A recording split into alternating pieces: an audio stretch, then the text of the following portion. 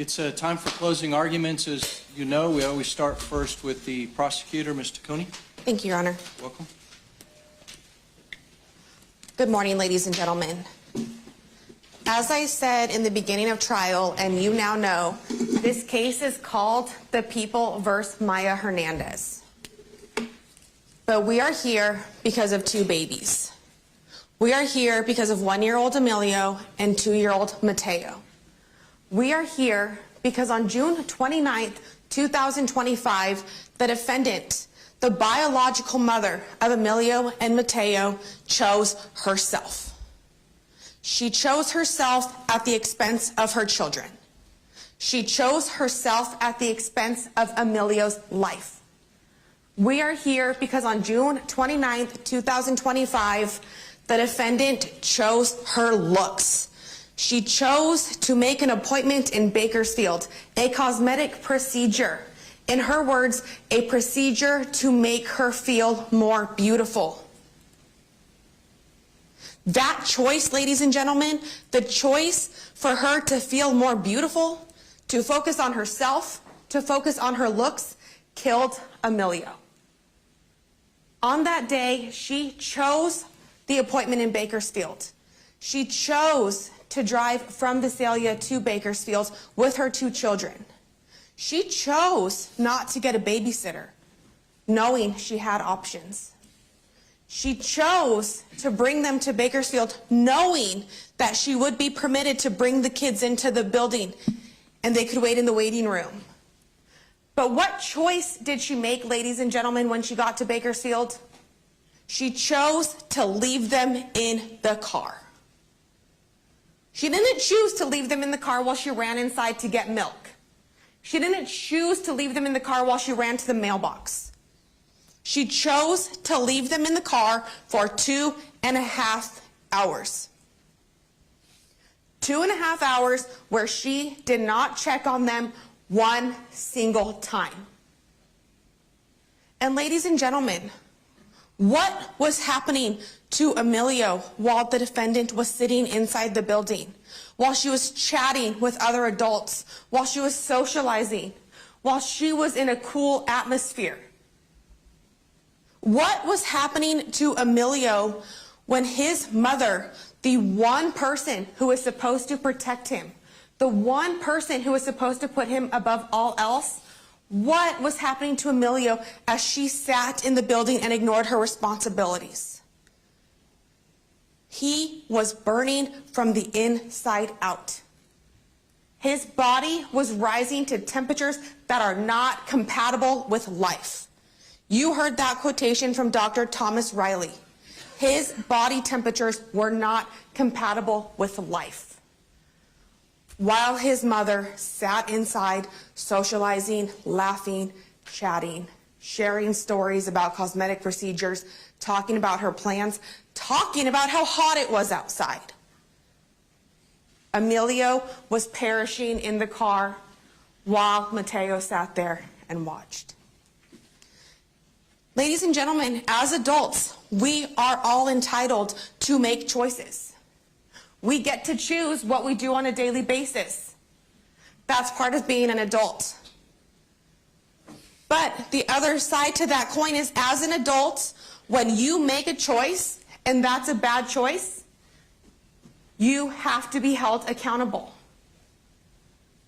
The defendant in this case on June 29th, 2025, made many, many, many bad choices. All of those choices benefited her at the peril of her children. It is now time for her to be held accountable for those choices. It is time for her to be accountable for leaving her 2 babies in the car, knowing it was dangerous and knowing it was irresponsible. And ladies and gentlemen, you as the jury now get to look at the defendant and tell her that her choices were wrong. That putting her vanity, her looks, her desire to feel beautiful above her children was wrong. Not only was it wrong, but it was criminal. Not only was it wrong and criminal, but she did it knowing it was dangerous, knowing it was wrong, knowing it could harm. And ladies and gentlemen, you are going to convey that message to the defendant.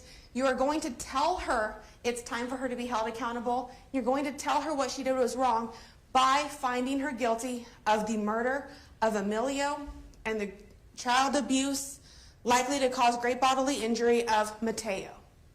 That is the opportunity you are going to get to have at the end of this case. After I speak with you, after Mr. Wakeman speaks with you.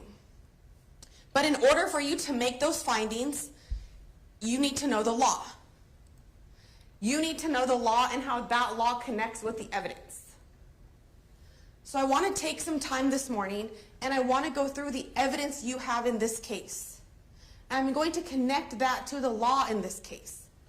And at the end of my argument, I will explain to you why the evidence, when mixed with the law, when compared to the law, is going to be sufficient for you to find the defendant guilty beyond a reasonable doubt. And I want to apologize ahead of time. You might have to hear me talking for quite a while this morning.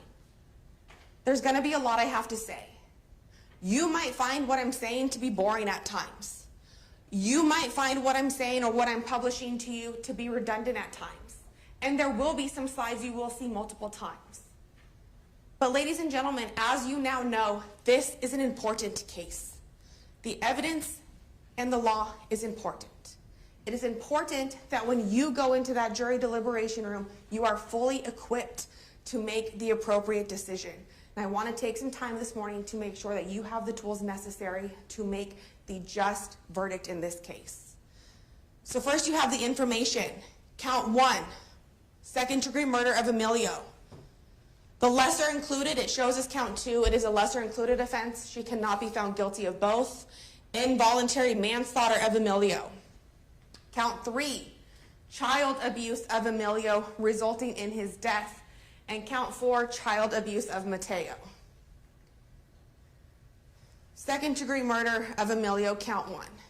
And I'm sure, ladies and gentlemen, you can imagine the bulk of my discussion with you this morning, the bulk of my argument is going to be spent on this very charge. I'm sure you have noticed throughout the evidence that this charge is why we are here today. We are here because Emilio died at the hands of his mother. We are here because she caused his death. She did it with conscious disregard for human life, and she knew the dangers to human life when she acted. The elements.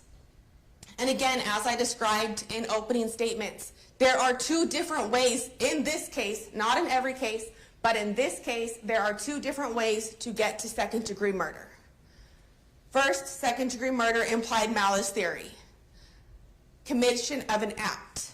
The second way, which I will discuss in a moment, is second-degree murder, failure to act. First way, commission of an act. Second way, failure to act as a mother. Defendant committed an act that caused the death of Emilio.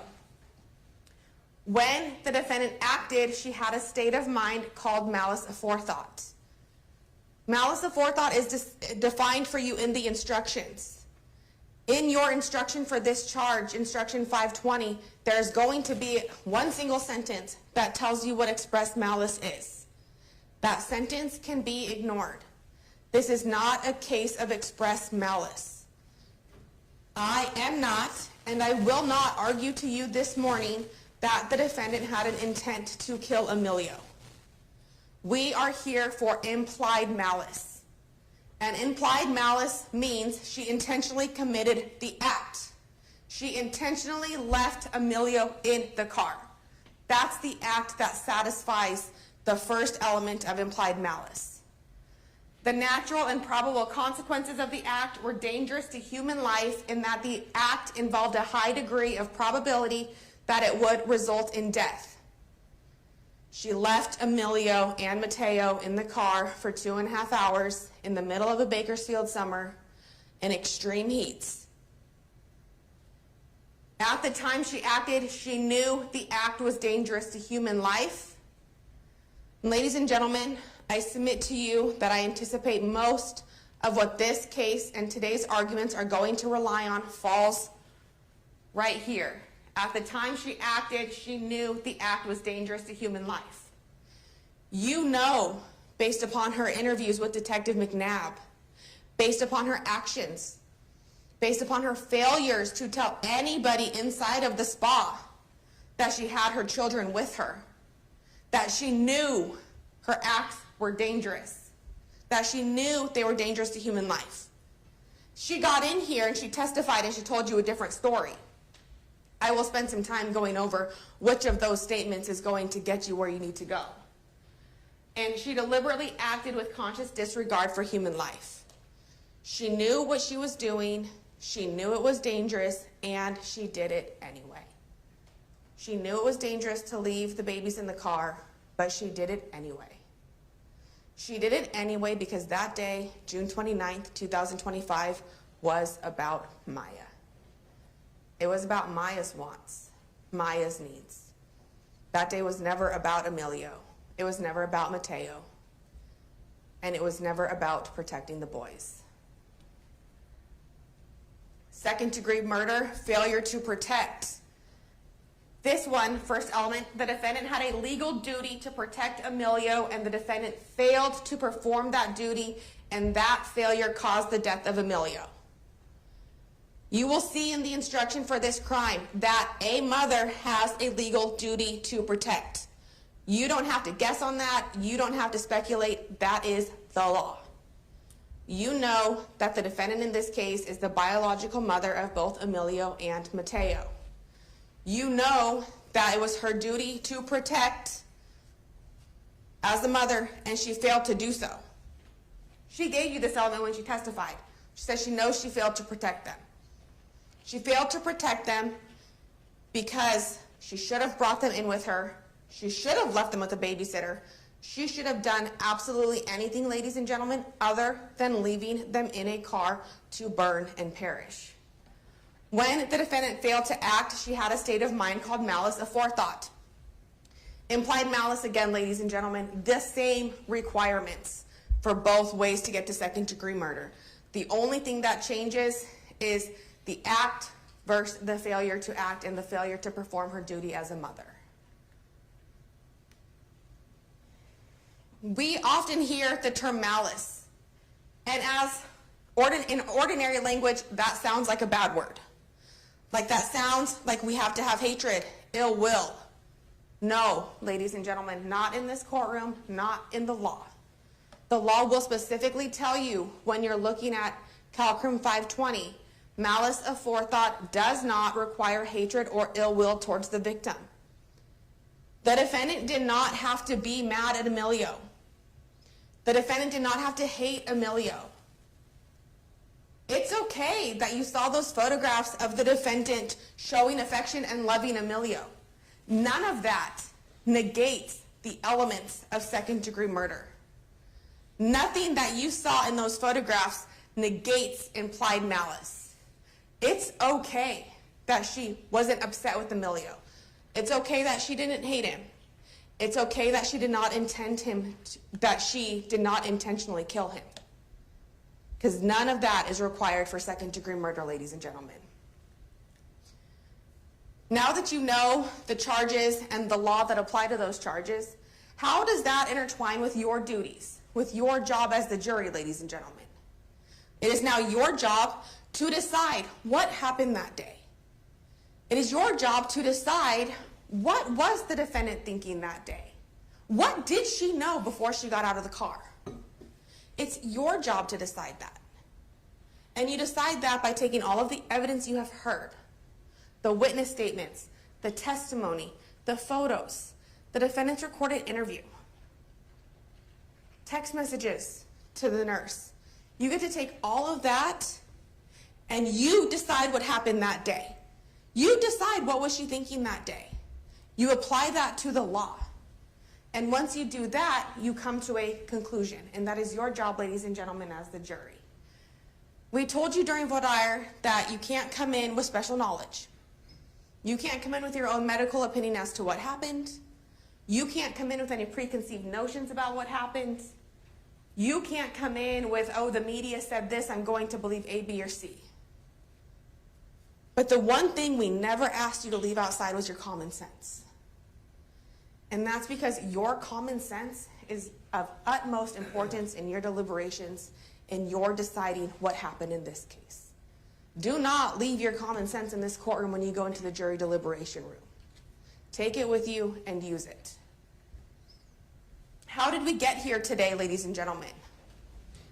As I previously described, the defendant made an appointment to drive from Visalia to Bakersfield to receive a cosmetic procedure. Now, when she initially testified on direct, she attempted to make it sound like this was a last-minute sort of thing, that she had to come and there wasn't really much time for planning. But you learned on cross-examination that that was not the case. That she knew about this appointment for at least days ahead of time, and that she had been attempting to schedule this appointment since early May.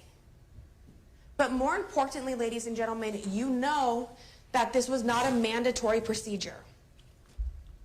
This was not a procedure that she needed for her health or well-being.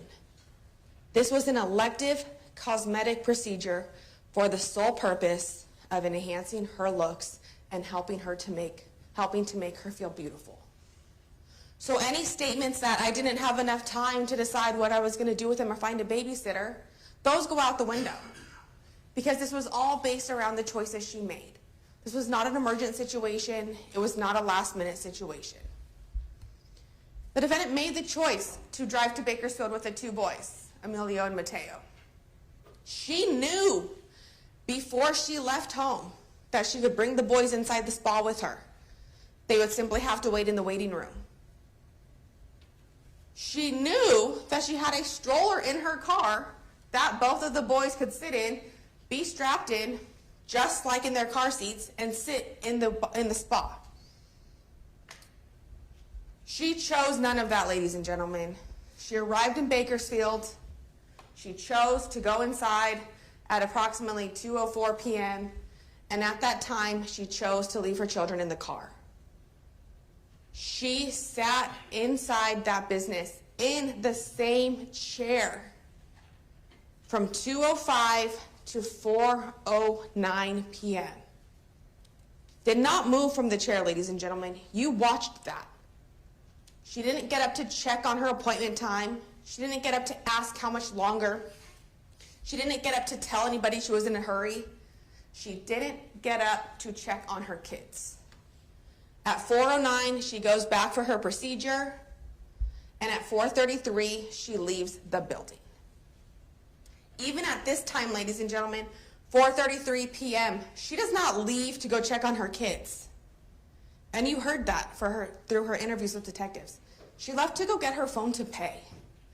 Even when she left at 4:33, her children were not the priority.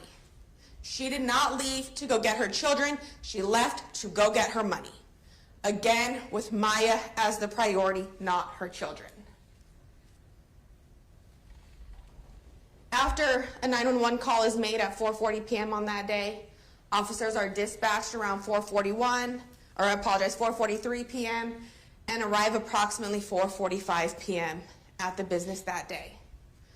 By the time officers arrive, this was Officer Velez Aguilar and Officer Fahel. Hall ambulance personnel are already on scene, providing treatment to Emilio. You saw the body-worn camera, ladies and gentlemen. You saw Emilio's lifeless body on the gurney.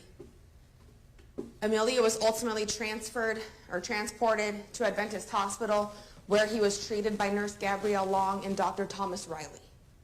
You heard from both of those witnesses. You heard that at the scene, officers also observed Mateo. Now, by the time officers saw Mateo, he was soaking wet, he was red. A lot of that water, that soaking wet, did in fact come from efforts of Harmony and Shelby to cool him down, putting water on him, pouring water on him. But you also heard from Shelby and Harmony that before they started putting water on Mateo, he looked like he was about to have a stroke. He was hot to the touch, and he was sweaty. You heard Ian Blue describe Mateo He said, it's a term we use in Spanish. It means kind of like wet chicken. The way he looked with his hair wet and stuck to his face when he went into the business. Mateo was also transported to Adventist Health Hospital. Emilio arrived at the hospital at about 5:00 p.m. He was ultimately pronounced deceased at 5:48 p.m. I apologize. You heard from Dr. Riley. They were as aggressive as possible in their attempts to save Emilio.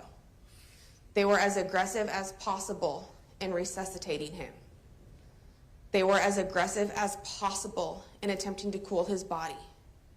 They did cool his temperature from about 107 to 101, but that was not sufficient because it was too late.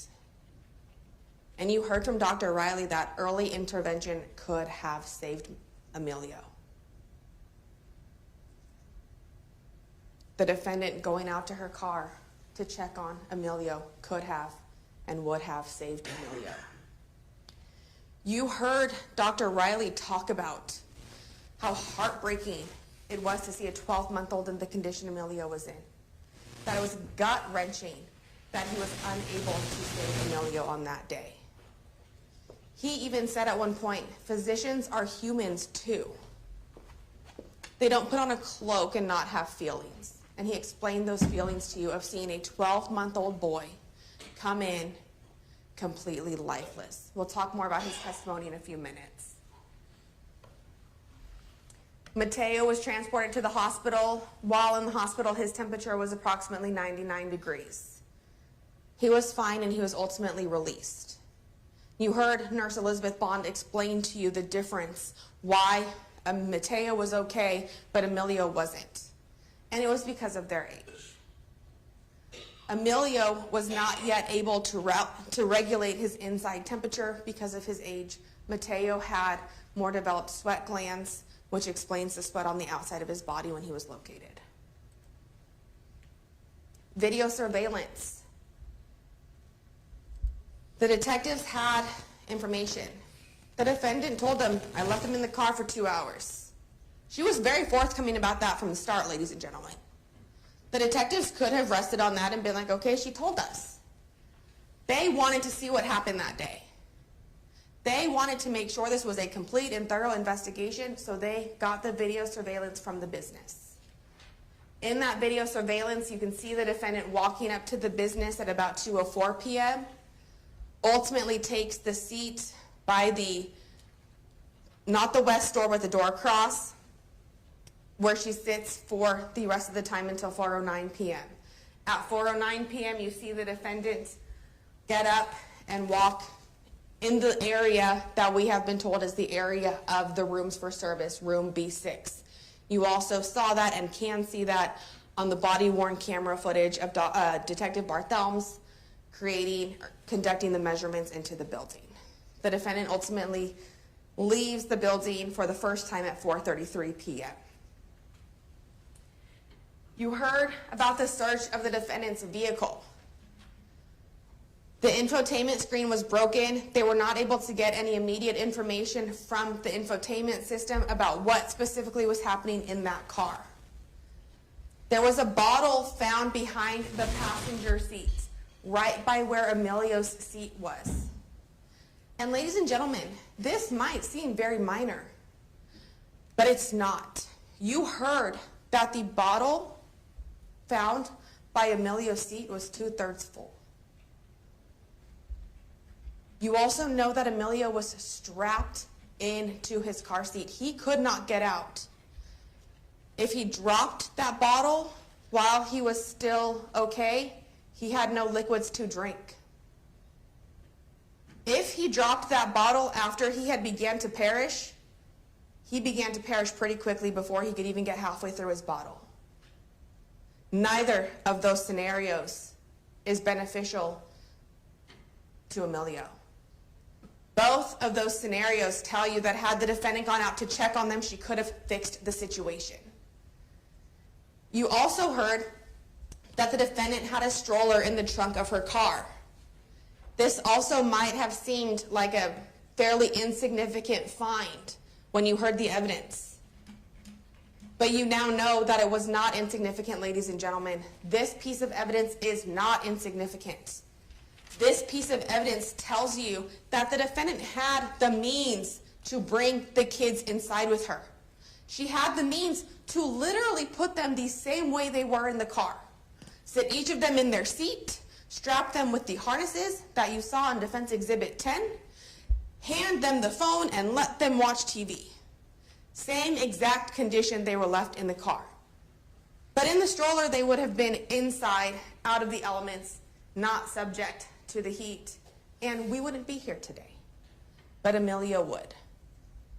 But the defendant chose not to use the stroller because that would have meant that she had to watch them and control them while inside the business, and that is not what she wanted to do on that day. You heard from witness Shelby Murch that she was a patron that day at the med spa. She was also waiting for her procedure. She was there approximately 30 minutes before the defendant arrived.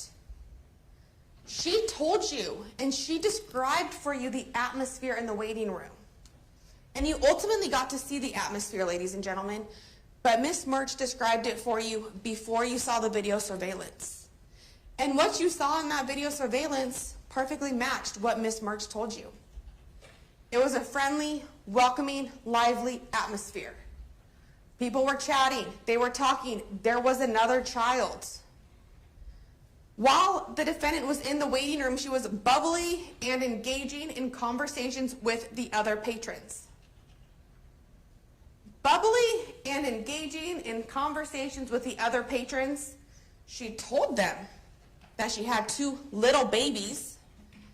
She told them what her plans were for the 4th of July in a few days.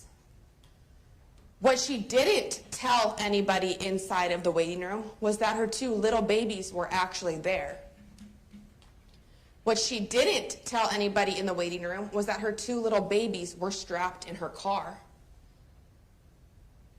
She testified, "Oh, I didn't tell them because they're strangers and I don't want to tell them about my life." But ladies and gentlemen, this is where you get to use your common sense. You know better. You know that's not why she withheld that information.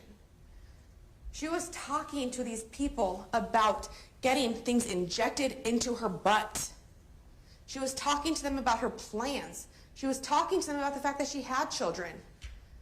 Oh, but the fact that she had them with her was simply too personal? No, ladies and gentlemen. She knew that it was wrong and that it was criminal, and that if they knew, she would have a problem. That's why she didn't tell anybody her kids were with her in the car. After the defendant's procedure, the defendant left the building and went outside. Shortly after, a few minutes later, the defendant came in carrying Emilio. Emilio, who was completely limp, turning colors, his limbs just hanging. She came in and brought Emilio into the nurse's room. Shortly after that, Miss Murch saw Isabel Carrion come in with Mateo. And Shelby described to you how Mateo looked. He was gasping for air, had bubbles coming from his mouth, had peed through his diaper, sweat through his onesie, was holding an empty bottle. You also heard that he looked like he was going to have a stroke, and that when she touched him and held him, he was hot to the touch. And ladies and gentlemen, these characteristics, these observations are of the child that survived. These observations, gasping for air, bubbly mouth, hot to the touch, those are of the child that is okay. Imagine what Emilio was going through. She and Harmony took Mateo into the bathroom where they put water on him, tried to cool him down. They continued their attempts to cool him down when they brought him back out. You actually saw those attempts in the video surveillance where Shelby's holding Mateo and Harmony's patting under his clothes with the wet cloth, trying to cool him down. Then they go and rinse out his dirty, milk rotten milk probably at that time bottle and fill it with water for him. And Shelby also told you something that was very telling, ladies and gentlemen. While the defendant was in the waiting room, she was approached and asked by another mother, the mother and grandmother combo sitting on the black couch, to watch their child while she went to the bathroom. And the defendant did. This was over an hour before, and you can see it in the video surveillance, over an hour before the defendant went into her procedure. At that time, she knew people in there were staying. They were waiting for their appointments. They were willing to help each other out. She knew she could have asked one of them, hey, if I bring my kids in here, can you watch them for the few minutes I'm in my procedure? She knew there were options. She chose not to take those options because that would have interfered with her break. At some point, another husband, wife, and another child came into the waiting room. You saw that, ladies and gentlemen. It was the man and the young boy that sat just around the corner from the defendant's chair. You also heard from Ian Blue. He went to the location with Shelby that day. They were friends. You heard from both Ian and Shelby that it was so hot outside. Before they went in, they stopped at the gas station to get ice cream. It was a noticeably hot day. You heard from Ian that throughout the time the defendant was in the waiting room, there were probably about 10 people in total that came and went and were waiting. You also saw that when you watched the video surveillance.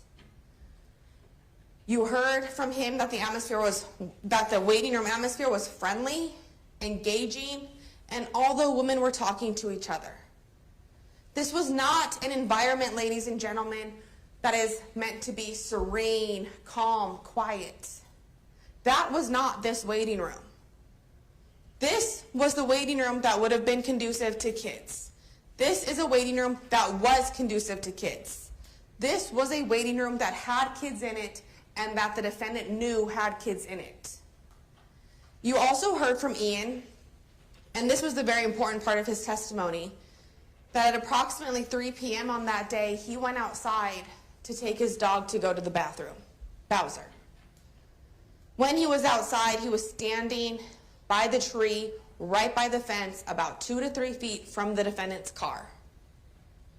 And he was very clear and unequivocal when he told you, ladies and gentlemen, that that car was not running. There were no signs that that car was running, that any of the systems were running, that there was any air conditioning going on at about 3 p.m. He also told you he had no idea there was anybody inside of the vehicle. There was absolutely nothing to indicate there was anybody inside of the vehicle, and he was unable to see inside due to the dark tint. While Ian was outside, he noticed it was so hot that he had to bring Bowser back inside to get water. Ian recognized that it was too hot outside for his dog to remain outside during the same time of day that the defendant had her kids essentially locked in an inferno with rising heats. Ian thought it was too hot for his dog, but the defendant did not think it was too hot for her babies. Ian was back inside of the business when the defendant left, and shortly after, the defendant came back in with Emilio, followed by Mateo with Miss Carrion after that. And this is where Ian described Mateo as looking like a wet chicken, which is a term that's commonly used in the the Spanish language, according to Mr. Blue. Mr. Blue explained to you that Mateo looked like he was going to have a heat stroke and was gasping for air. These statements, ladies and gentlemen, they might sound redundant. Why did we have to hear the same thing from Shelby that we heard from Ian? And that's because, ladies and gentlemen, these statements show you that they're true. Two different people made the same observations and came in and told you the same thing. That is evidence. That's corroboration that what they saw actually happened. Their testimony is supported by other testimony, other evidence. And While Ian was on the stand, he talked about some of the conversation that was happening inside of the business. He told you, ladies and gentlemen, that when the man and his son came in, there was a statement made that they had to come in because it was simply too hot to wait outside. This statement was made in the same vicinity, in earshot of the defendant. You know this because Mr. Blue specifically told you that he interpreted for the man and he repeated the statement loud enough for everyone in the room to hear. Not only was this statement made, ladies and gentlemen, there was a conversation that followed. A conversation whereby the people in the waiting room started almost joking about the fact, yeah, imagine how hot it is outside with how warm it is in here, and we have some air conditioning. Those conversations, ladies and gentlemen, took place with the defendant while her kids were trapped in the heat. Even those conversations did not make the defendant think, oh, I should probably go check on them. It is pretty hot. She heard the statements, and much like everything else she did that day, she ignored them as they related to her children. She ignored her children. She did not check on them, even though other people came in and were talking about how hot it was outside. Then you heard from Ms. Isabel Carrion, Harmony's assistant. She told you that the defendant came in that day for a treatment to her buttocks area. You later learned it's referred to as a liquid BBL, a liquid Brazilian butt lift. Injections into somebody's butt to enhance the appearance. She's the assistant. After the defendant's procedure, she did not pay right away. She said she had to go to her car to get her phone. Some time had passed. Ms. Carrion was concerned that the defendant was going to leave without paying, so she went outside. Her car, her BMW, the white one in the photograph, was parked directly next to the defendant's. When she got to the car, she saw the defendant holding Emilio and moving him upside down.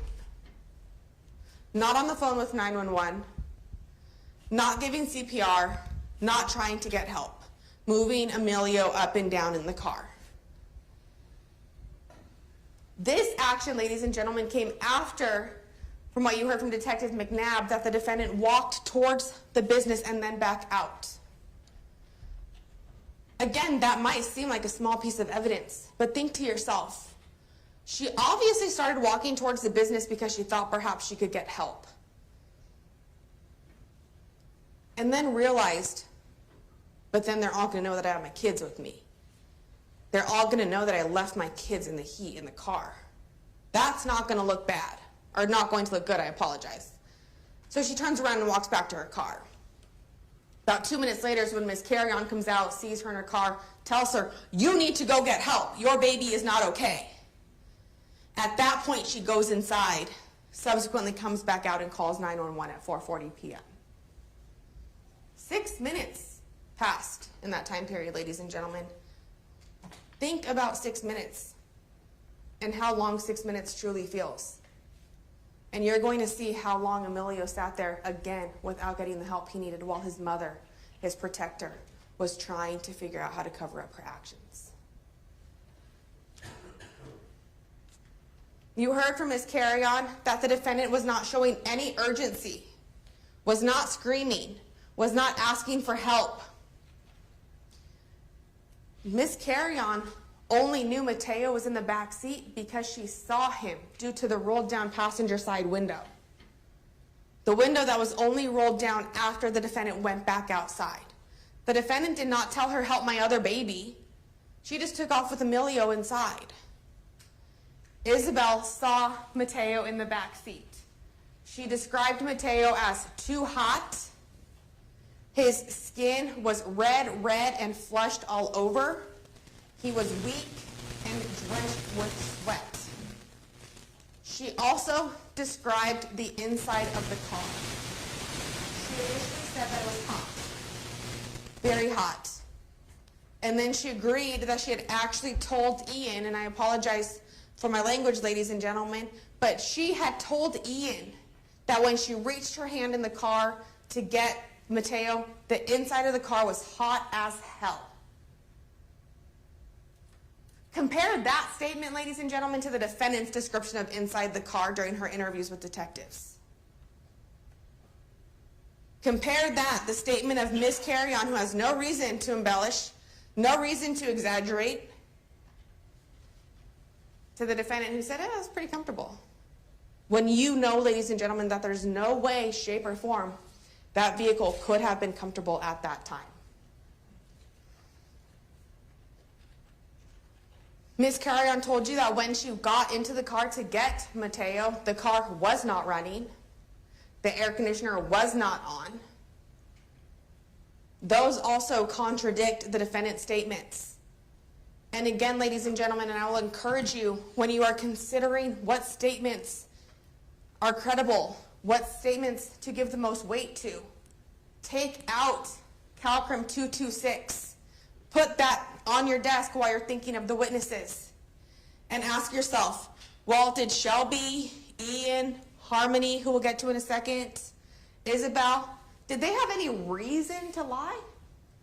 Did they have any reason to exaggerate? Did they have any bias or interest in this case? Those are things that are outlined for you in 226, things that you get to consider. And the answer to all those questions is going to be no. These are people who did not know the defendant until that day. They didn't know her before, they don't know her after. They were there for some cosmetic treatment and really ended up in a horrible situation.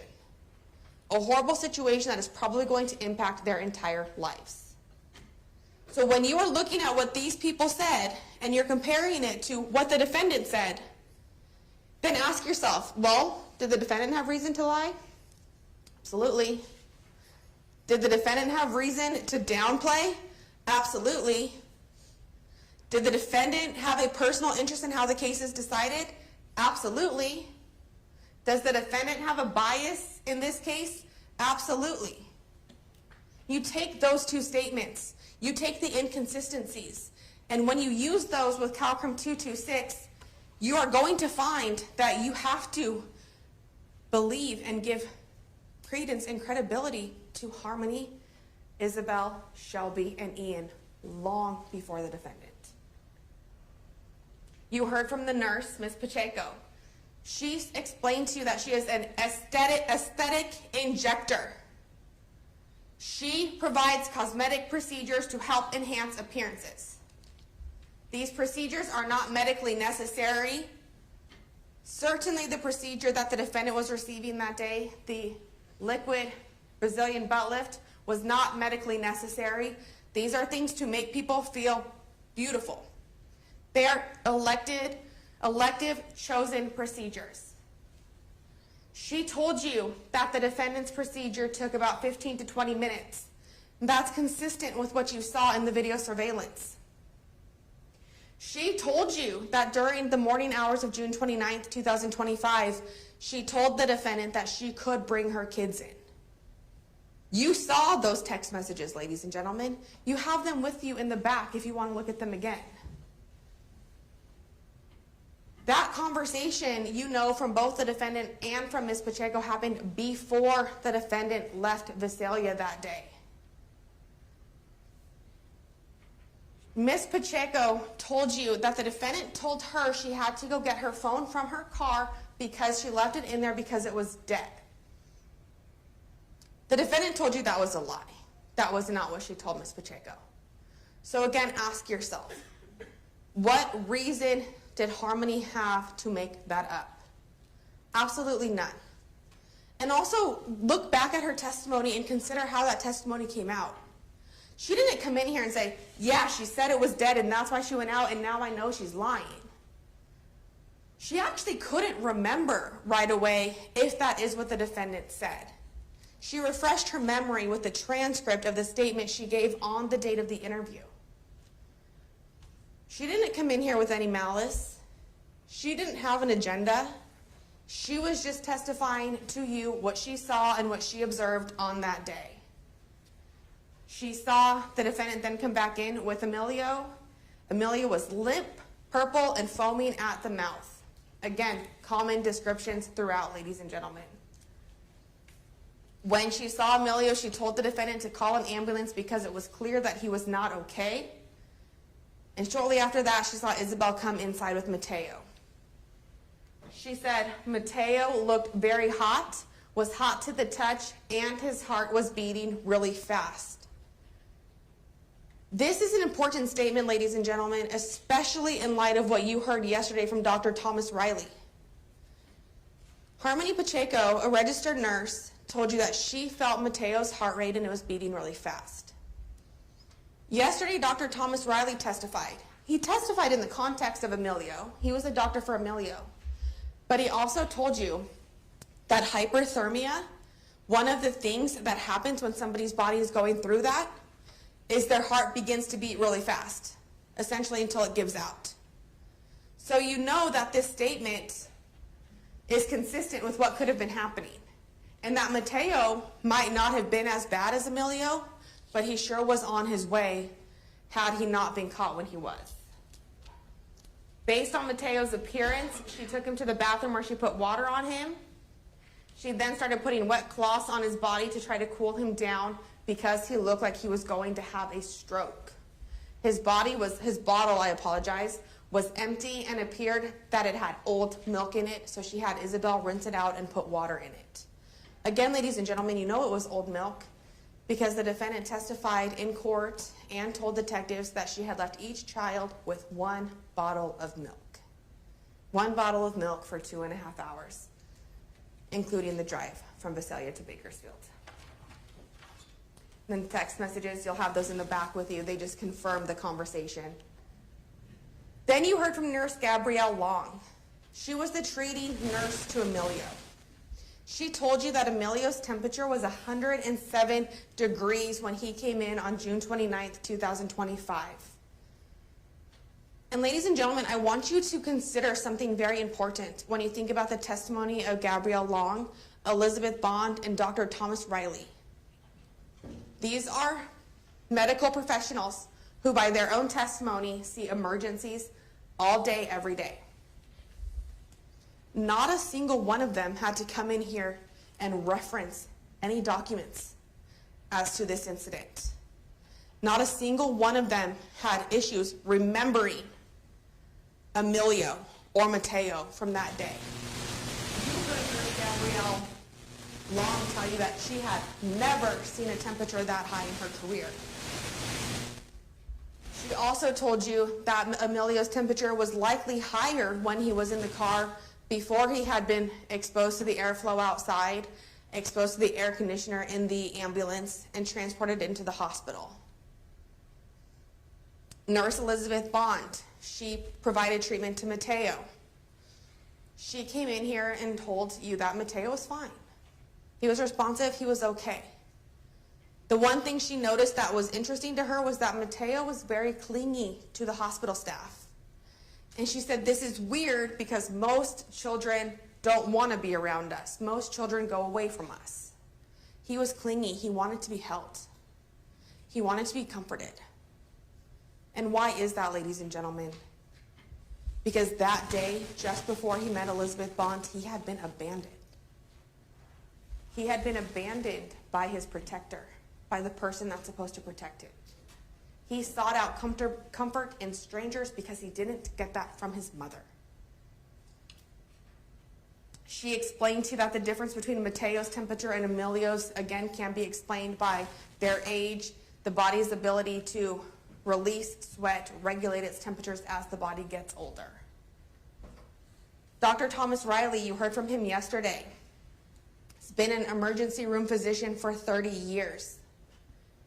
You saw how he testified, ladies and gentlemen.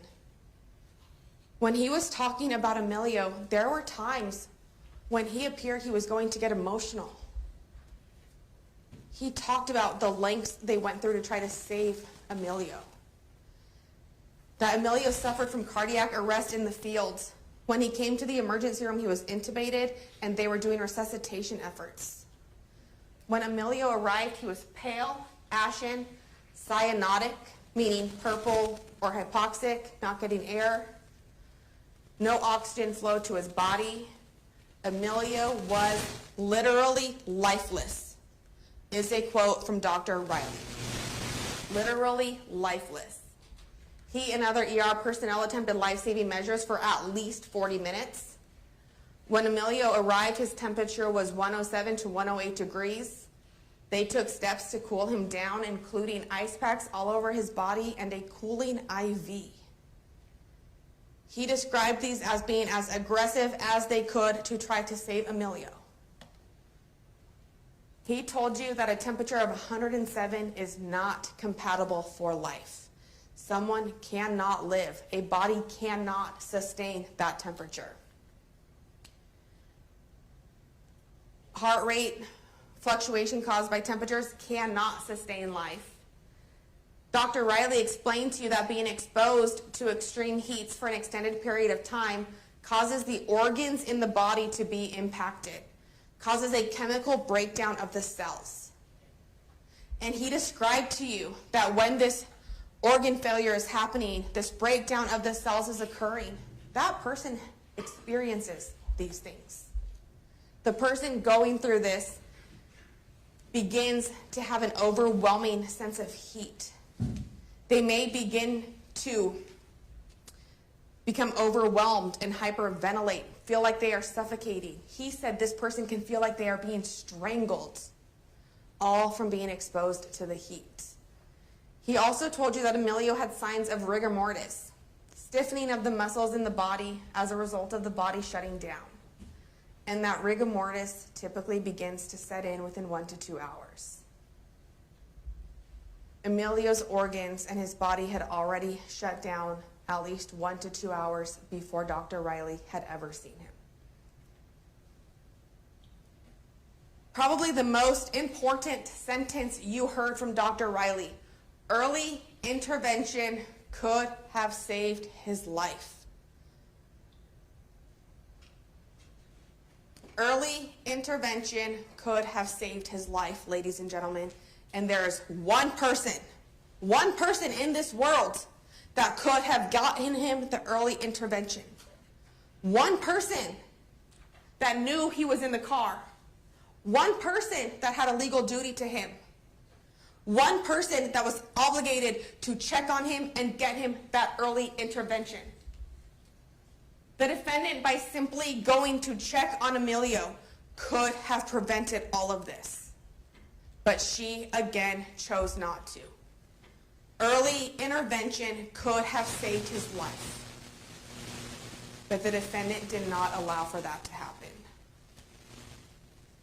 He told you how heartbreaking it was to see Emilio, how gut-wrenching it was when they could not save him.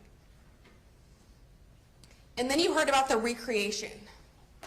Again, kind of like the video surveillance. Detectives wanted to ensure they took steps to make this as thorough as possible. And Detective Barthelmess, well, we don't know what was happening that day. We don't know how it felt inside the car. Let's try to find out. Let's simulate that day as best as we can. So they looked up temperatures. They found a date that had temperatures almost identical, at times identical, to the date of June 29, 2025, and that was July 2nd. They got the car, they ran the car for an appropriate amount of time. They took the defendant's car to 31 South Real Road. They parked the car in the same exact parking spot and made sure to arrive in the parking lot at the same time the defendant arrived. And ladies and gentlemen, it's also important to keep in mind that during this recreation, you were informed, you were told, they did the recreation in a light most favorable to the defendant. They took her for her word at what she said she did that day. And they did the recreation as such, which meant they stayed in the car for a little while. They used the same times. They used the same parking space. They ultimately got out of the car at about 2:09, shut the doors, locked everything up, and left the car.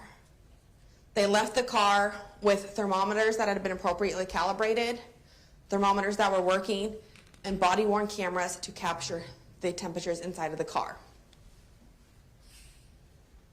You also heard that at 4:08 p.m., Detective Jordan's body-worn camera shut off.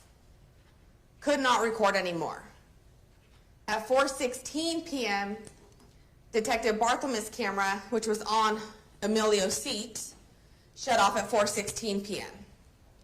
Both of those cameras gave the same notice: critical internal temperature. The car got too hot for an electronic device. It was too hot to sustain an electronic device while Emilio and Mateo were still strapped inside of it.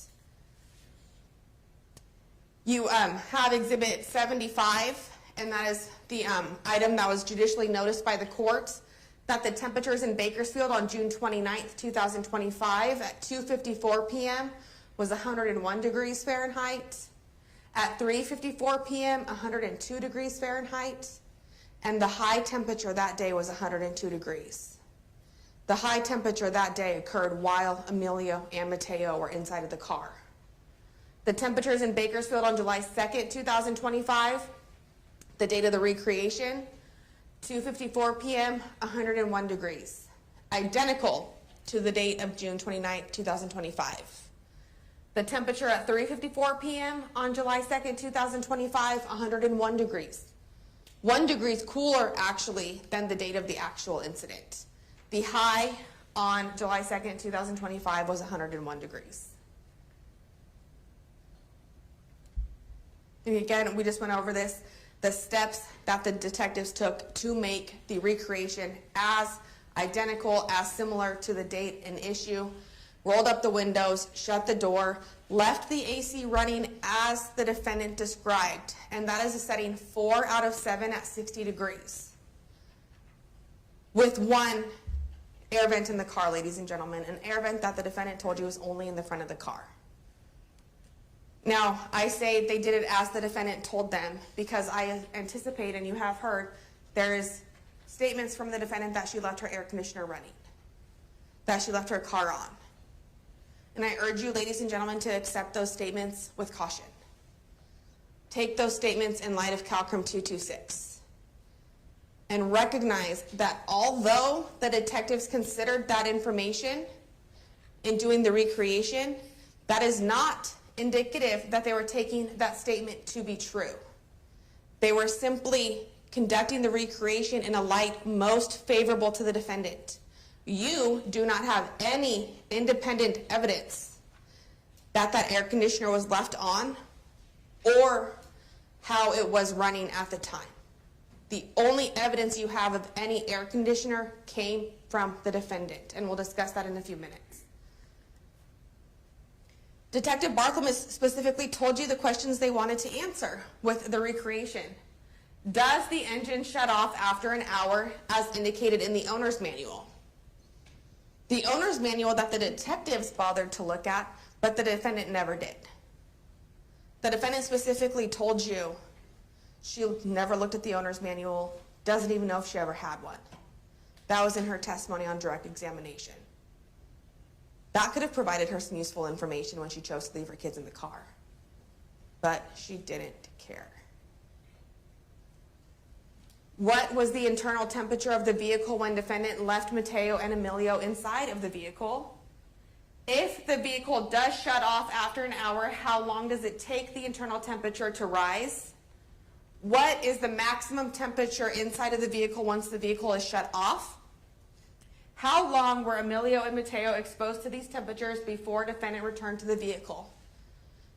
And guess what, ladies and gentlemen? They got answers to every single question they had. The car did, in fact, shut off after 1 hour, as indicated in the owner's manual.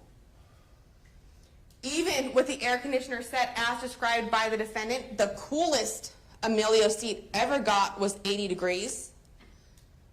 And that's because by her own statement, if to be believed, she left it on the middle setting with an air vent only in the front seat. The air wasn't circulating to the back seat. Emilio and Mateo were exposed to temperatures of over 100 degrees for over an hour before the defendant returned to the vehicle. Emilio's seat reached ambient temperatures of 116 degrees. And I say ambient temperatures, ladies and gentlemen, because that is the temperature that came off the thermometer that was essentially hovering in the middle of Emilio's seat. But you heard from Detective Chad Ott that the temperature in Emilio's seat as he was sitting in there was likely significantly higher due to his body being in the seat and his body heat going into that area. Temperatures inside the vehicle. Again, ladies and gentlemen, you have this. You'll have it in the back with you. Was testified to, and it is part of the video surveillance. But the car hit 100.5 degrees at 3:25 p.m. By 3:30, had jumped to 103 degrees. By 3:35, had jumped again to 105.2 degrees. By 3:40, had jumped to 107 degrees. By 3:55, jumped to 110.6 degrees. 4:05, 112.4 degrees. 4:15, the last recorded temperature by body cam camera before it died because of the heat, 114 degrees. And the temperature when detectives opened the doors at 4:33 p.m. was 116 degrees. You'll have the photos of the thermometer. You'll have the video of the temperatures rising. You saw it in court. It was boring. Some might even describe that as painful. But you know what, ladies and gentlemen? You got to watch those temperatures rising in the air-conditioned courtroom. Emilio and Mateo experienced that in real time. They experienced those temperatures rising with nowhere to go, nowhere to escape. You got to have the air conditioning, your bottles of water. I believe we even interrupted to take a short break at one point. Consider how painful that was to watch. And Emilio and Mateo had to experience that in real time. You heard from Detective Chad Ott. You heard about his background, his science. He told you about studies he's participated in, studies he's read. Studies he's read in relation to recreations in babies left in hot cars. And he actually told you that he found the results of Detective Barthelmess' recreation to be quite favorable to the defendant. And he said that based upon the studies he read. For example, one study had to do with temperatures, external temperatures outside of 73 to 93 degrees. And the internal temperature of that car rose to 135 degrees, ladies and gentlemen. Detective Ott told you that the manner in which the recreation was conducted was scientifically sound, that it was done in the way to best achieve the most accurate results. And he even told you that he was quite impressed by the amount of effort that had been placed into recreation. He was impressed by the steps the detectives took and thought about to make this recreation as accurate as possible. And then again, the video surveillance. Ladies and gentlemen, we sat through that video surveillance. About 2 hours in court. There wasn't sound, there wasn't talking. Almost the entire time, we watched the defendant sit in one single chair. Again, it was boring. We might even call parts of it, most of it, or all of it painful. But again, ladies and gentlemen, you experienced those 2.5 hours in the comforts of an air-conditioned courtroom.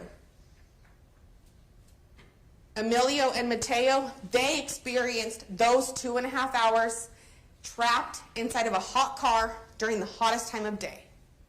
And I say trapped because they had no way to get out. They had no means to get help.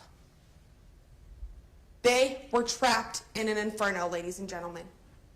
So yes, It was painful to sit there for 2 hours.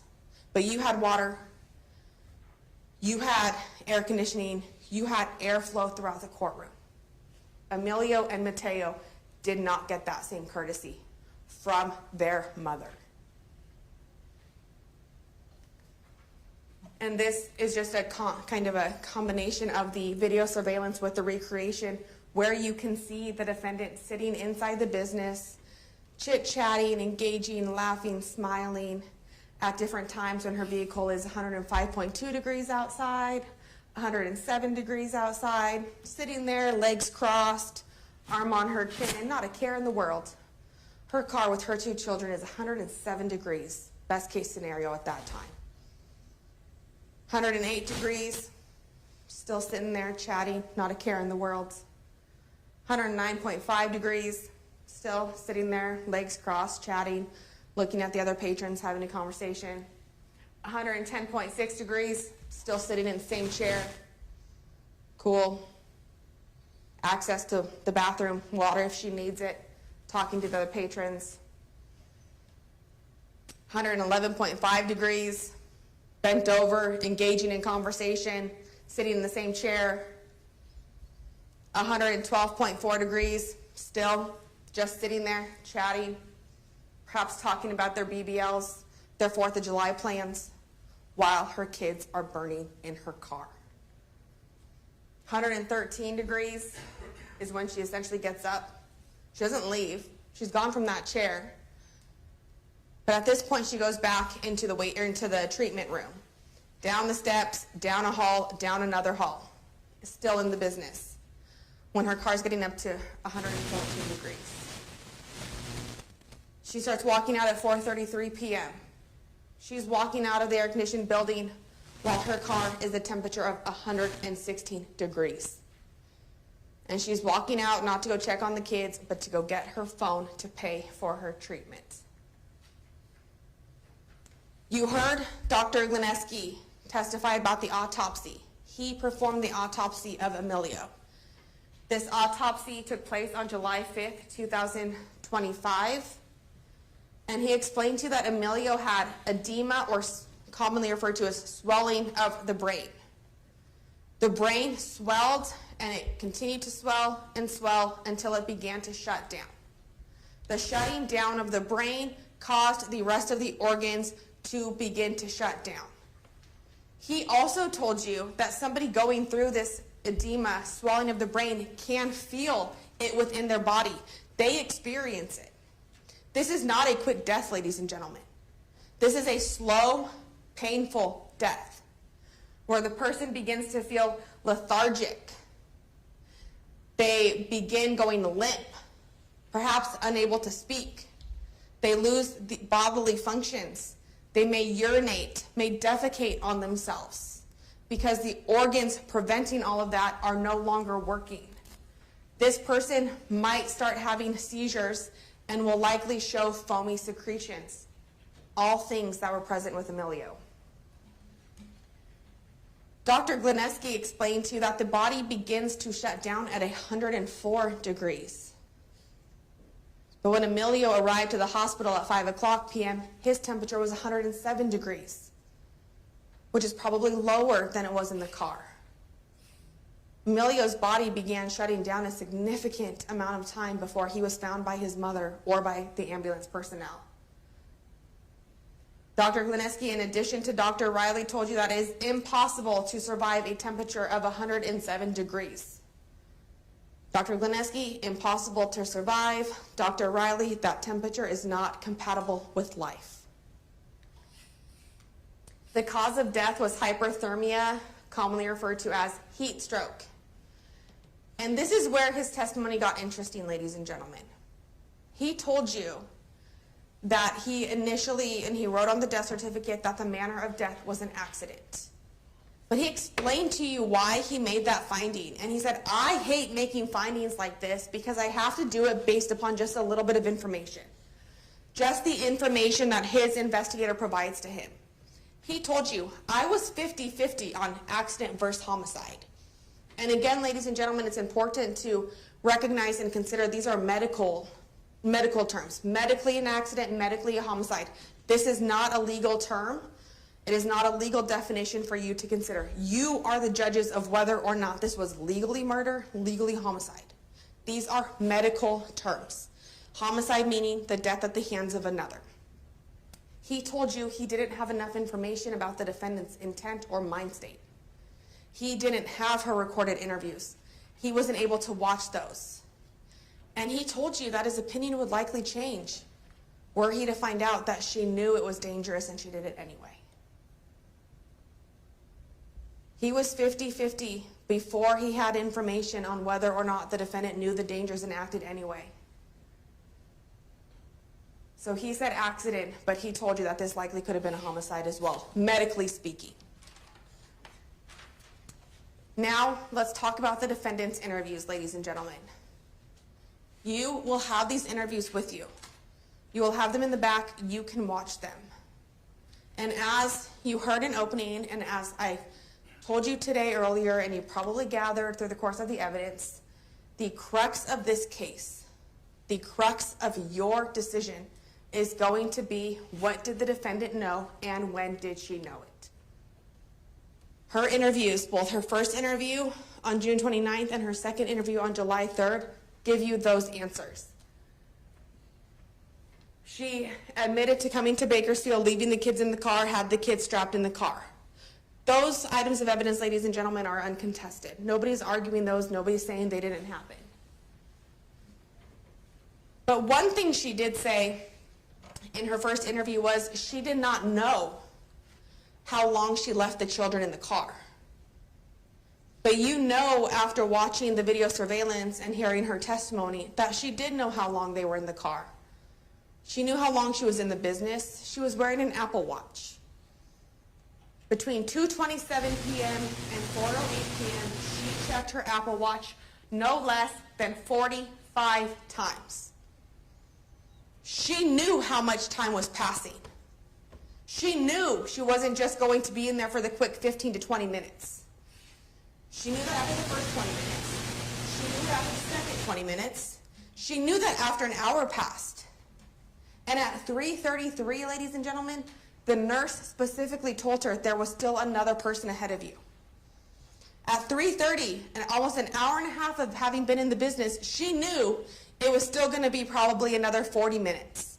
And she continued to sit in that chair without any actions.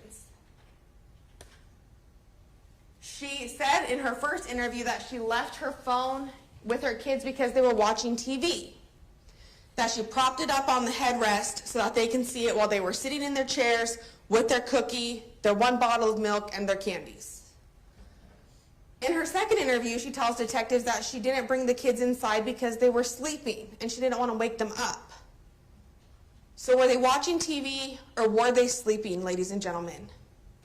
These might seem like small inconsistencies, but it's the inconsistencies that tell you whether or not she is being completely honest. Whether or not she's being completely honest with the detectives, and whether or not she was completely honest with you in court.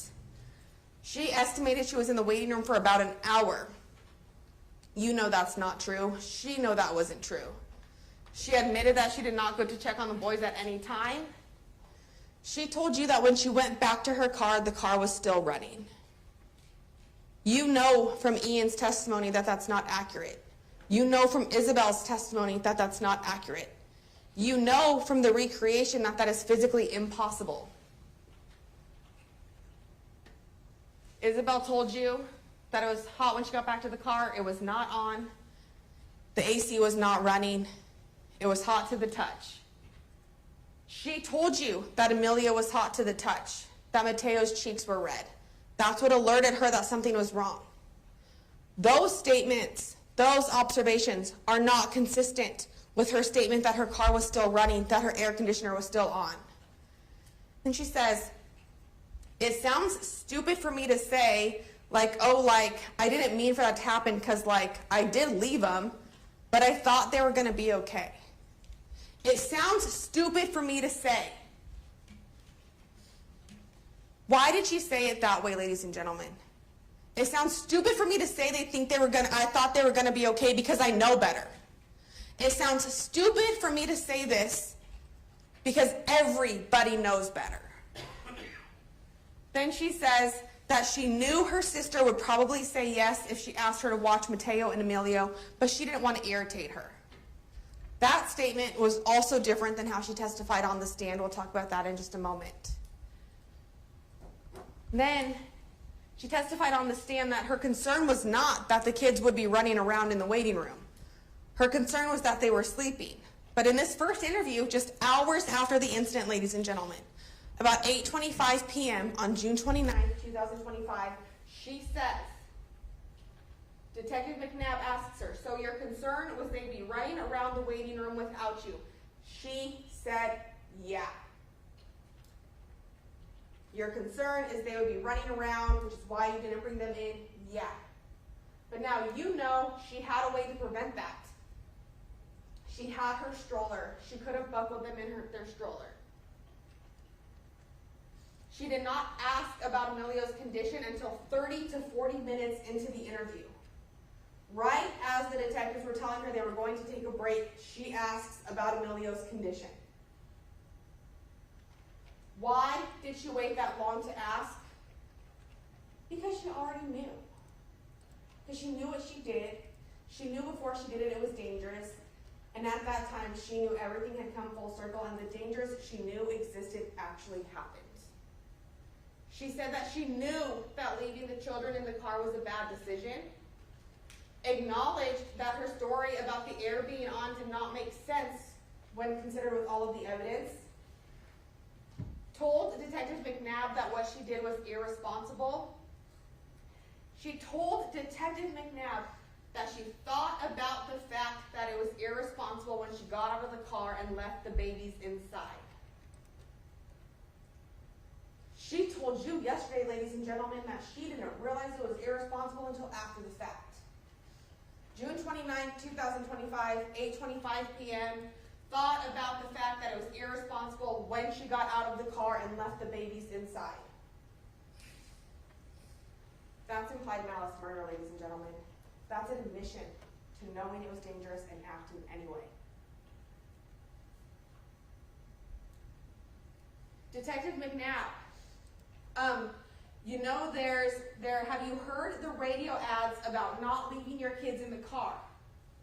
I mean, a lot of cars nowadays, when you get out of the car, they tell you to make sure to check for your kids. Like it's, that's kind of an irresponsible thing to do. Defendant, yeah.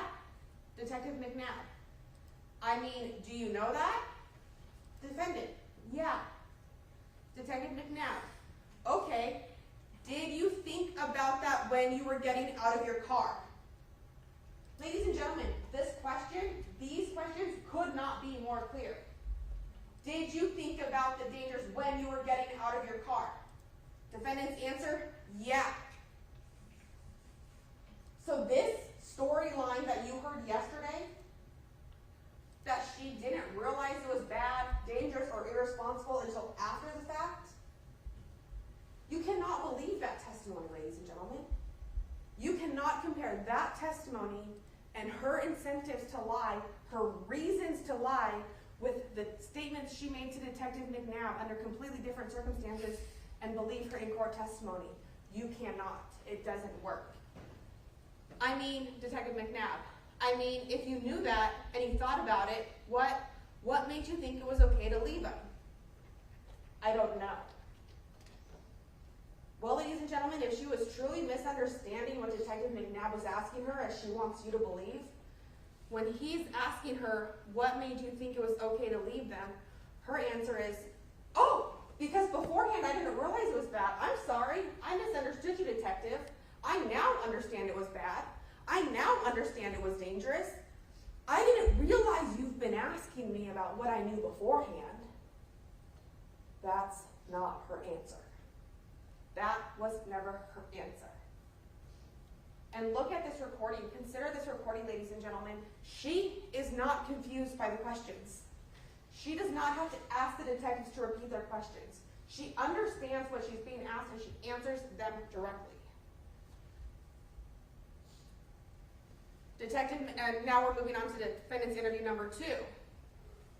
some more statements that show you that this is exactly second-degree murder. Detective McNabb, but I do want to just talk a little bit about what you were thinking as this was going on, okay? There's a lot of talk in like, have you ever heard like the radio ads about not leaving your kids in the car? You have? Question mark. Watch the video. He says you have with a question mark because she's nodding her head. What did you think could happen if you do leave them? Like prior to this happening, did you understand? Prior to this happening, did you understand? Clear as can be as to the timing the detective is talking about, ladies and gentlemen. And I understand the circumstances are different, but what do you think could happen if you left your kids there? Defendant, what happened, I guess? Then he follows up. What happened with Emilio? Question mark. Did you know that prior to this happening? Completely unambiguous question, ladies and gentlemen. He does not say, do you know this? Do you know this now? Is this your current understanding? He says, did you know that prior to this happening? Defendant responds, I seen the news and stuff, but I didn't really think that would happen. I knew it can happen, but I didn't think it would happen to me. You saw the news? Like, have you seen news of this happening before? I mean, not actually, but I've heard people talk about it. Is there anything specific come to mind or just in general? Just in general. I knew this was bad in general from hearing people talk about it because everybody knows it's bad. This is information, ladies and gentlemen, that this day and age you cannot avoid. You cannot avoid knowing that leaving babies in a car can result in death. Everybody knows that. It's in the news media all the time. It's in ads all the time. Okay, did you think about that as you were getting out of the car? Again, another opportunity for the defendant to say, oh, you've been asking me if I thought it was dangerous before I did it? Let's back up, detective. I thought you were just asking me about if I knew it was dangerous now. This is yet another opportunity for her to say, oh, I've been misunderstanding you. But she doesn't, because she knew exactly what they were asking about. She says, I thought it's not like I just left them in there for him to fucking die. That's her statement, ladies and gentlemen. That's from the defendant's mouth when she's being asked about the dangers that she knew. After telling detective multiple times that she knew it was dangerous, that she knew what could happen, that she knew that what could happen to Emilio, him dying, could happen if she took her actions. I want to know your thoughts, or what thoughts crossed your mind. You said it was irresponsible. Defendant, yeah. Detective McNabb, and I don't think anybody, that's cut off, I apologize. And then defendant, but they were sleeping. I didn't want to wake them up either. I didn't want to wake them up either. What does that one word, ladies and gentlemen? I didn't want to wake them up either. I thought about the options. I thought about the potential consequences. But I also didn't want to wake them up, so I let them continue to sleep, if they were sleeping to begin with. But I didn't want to wake them up either. One word, ladies and gentlemen, can tell you almost everything you need to know. She thought about the consequences, she thought about her choices, and she chose the choice that most benefited herself. It was a lot of time in the hot car, and obviously I don't want to beat around the bush here. Obviously, you know damage can happen from that. Defendant, and in the video, she nods her head up and down. Then you have the phone call with Rosenda Gutierrez, the father to Emilio Mateo, that defendant testified about yesterday. You know you did was wrong, don't you? Obviously. Rosendo, huh? Defendant, obviously, I'm not an idiot. She's not an idiot, ladies and gentlemen. You heard Dr. Masako tell you yesterday she's not an idiot. Very average IQ, much like most of us in this courtroom. I'm not an idiot. Of course I knew it was wrong because I'm not an idiot. Only an idiot wouldn't know that you can't leave your kids in the car in the heat. That's what this says. I'm not an idiot. Obviously I know it was dangerous. Obviously I knew that. And again, we touched on this earlier. I'm going to go into the defendant's court testimony in just a moment. As I discuss with you the statements made by the defendant, as you consider the defendant's testimony while you're in the back, consider CalCrim 226. That is the instruction that the law tells you the factors you can use in evaluating and judging a witness's testimony. And this is important, ladies and gentlemen. When the defendant decides to take the stand, she is to be given the same weight as every other witness. She does not get extra points because she didn't have to testify. She does not get extra points because she is the defendant. Once she takes that oath, she is a witness the same as anybody else. And ladies and gentlemen, you have heard about the presumption of innocence. The defendant is presumed to be innocent. She is not presumed to be honest. She is not presumed to be trustworthy. So when you consider her testimony, consider these factors. Did the witness understand the questions and answer them directly? You heard multiple times during cross-examination where I asked her a question, she answered initially and then added extra to the end. She understood the question, but she wanted to make sure she got her version of the answer out. Was the witness's testimony influenced by a factor such as bias or prejudice, a personal relationship with someone involved in the case, or a personal interest in how the case is decided? Ladies and gentlemen, the defendant, the witness you saw yesterday, the witness Maya Hernandez, is the only witness you heard from in this case that has a personal interest in how this case is decided. She's the only witness that has bias. She's the only witness that has reason to be untruthful. Next, did the witness make a statement in the past that is consistent or inconsistent with her testimony? This kind of goes hand in hand with the factor above. Was she inconsistent in the past? Yes. What does that tell you? That tells you that maybe she's not being honest with you. That tells you that maybe those biases, maybe her interest in how the case is decided is sneaking through from that stand. Those inconsistencies, different statements when she's testifying than what she said to Detective McNabb, those show you that she's not being honest with you, ladies and gentlemen.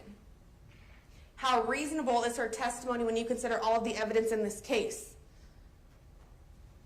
The thing with her testimony, ladies and gentlemen, is you can consider how unreasonable it is by only considering it against two other pieces of evidence. You can take her testimony in court and simply compare it to her two recorded interviews and know right off the bat exactly how unreasonable it is. But then when you start adding all the other evidence into the case, it blows her testimony out of the water. When you consider everything, including her own prior statements, you're going to see that her in-court testimony was not reasonable. Did other evidence prove or disprove a fact about which the witness testified? Absolutely, including her own statements. So let's talk. I'm sorry, we need to take a break. Yep. It's 10:51, so let's take a 15-minute break. We'll have our camera off, and then we'll have the jury step out first, and then the audience. See you in 15 minutes.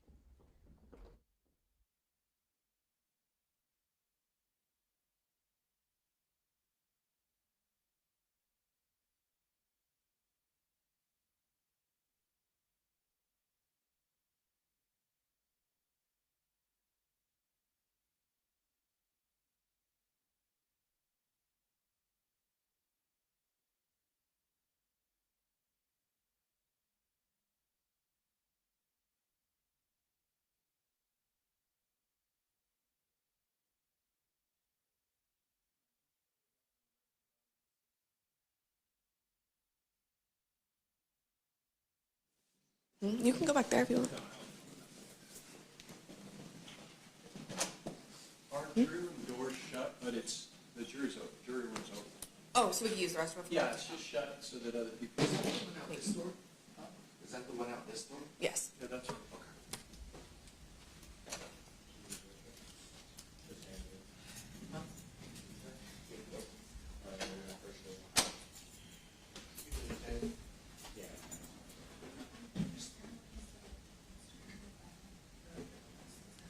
Yeah, we're going to end our break then.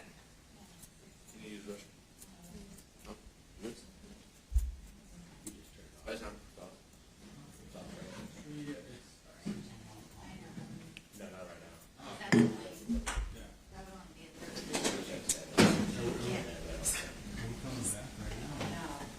Yeah, it'll get done.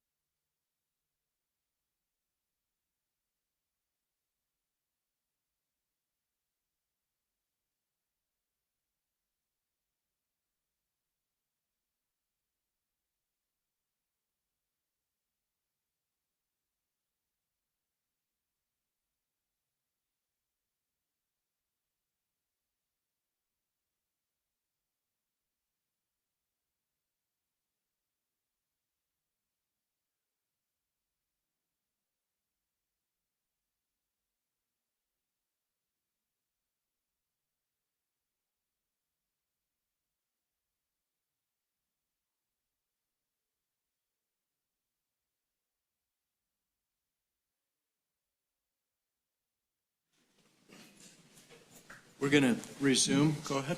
Thank you. Welcome back, ladies and gentlemen. Before we left, we were beginning to speak about the defendant's testimony in court.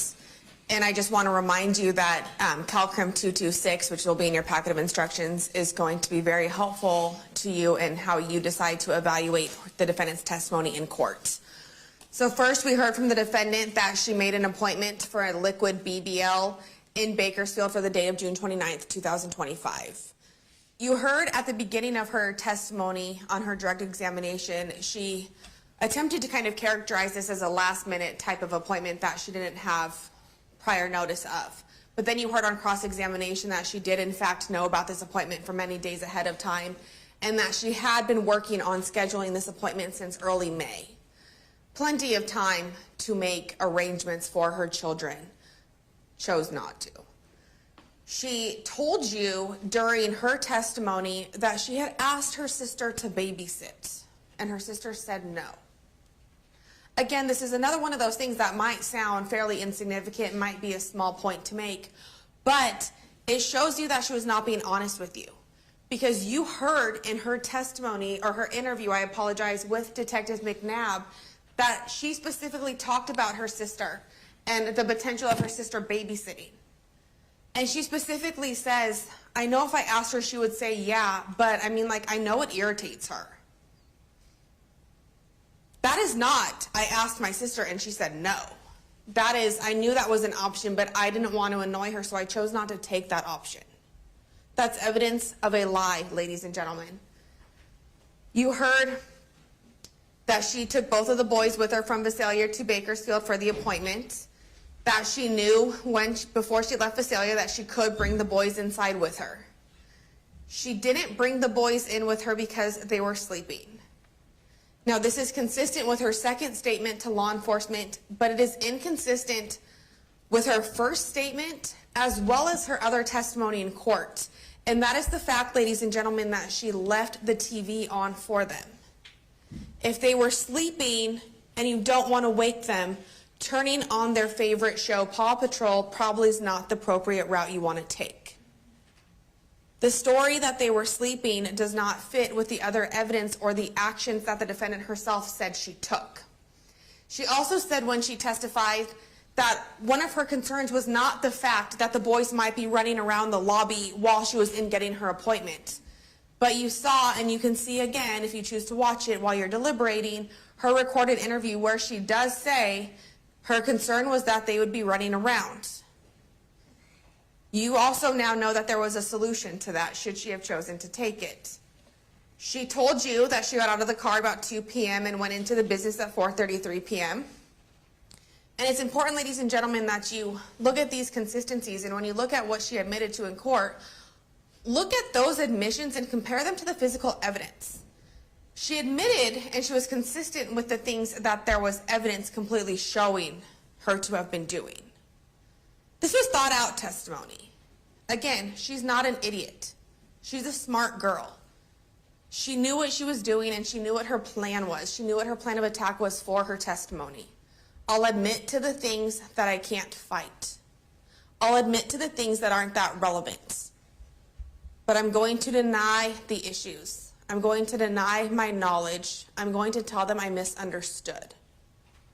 These were planned actions. This was planned testimony. And I think that came off very clearly throughout her testimony. She admitted that she never left to check on the boys. Again, that's going to be very hard to dispute based upon the video surveillance we watched in court.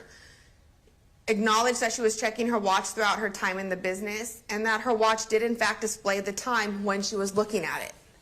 Left her phone in the car for the boys to watch Paw Patrol, and again didn't bring the boys in because they were sleeping. This is not consistent with watching Paw Patrol, leaving candies and cookies with the boys. And also she admitted to leaving the boys with 1 bottle of milk each, no water. She said that she thought the air conditioner would stay on while she was in the business. And ladies and gentlemen, again, I'm going to point out one word that I want you to pay close attention to. Every time you heard the defendant mention leaving the air conditioner on, She used the word, "I thought it would stay on." Never once did she say, "I knew it would stay on."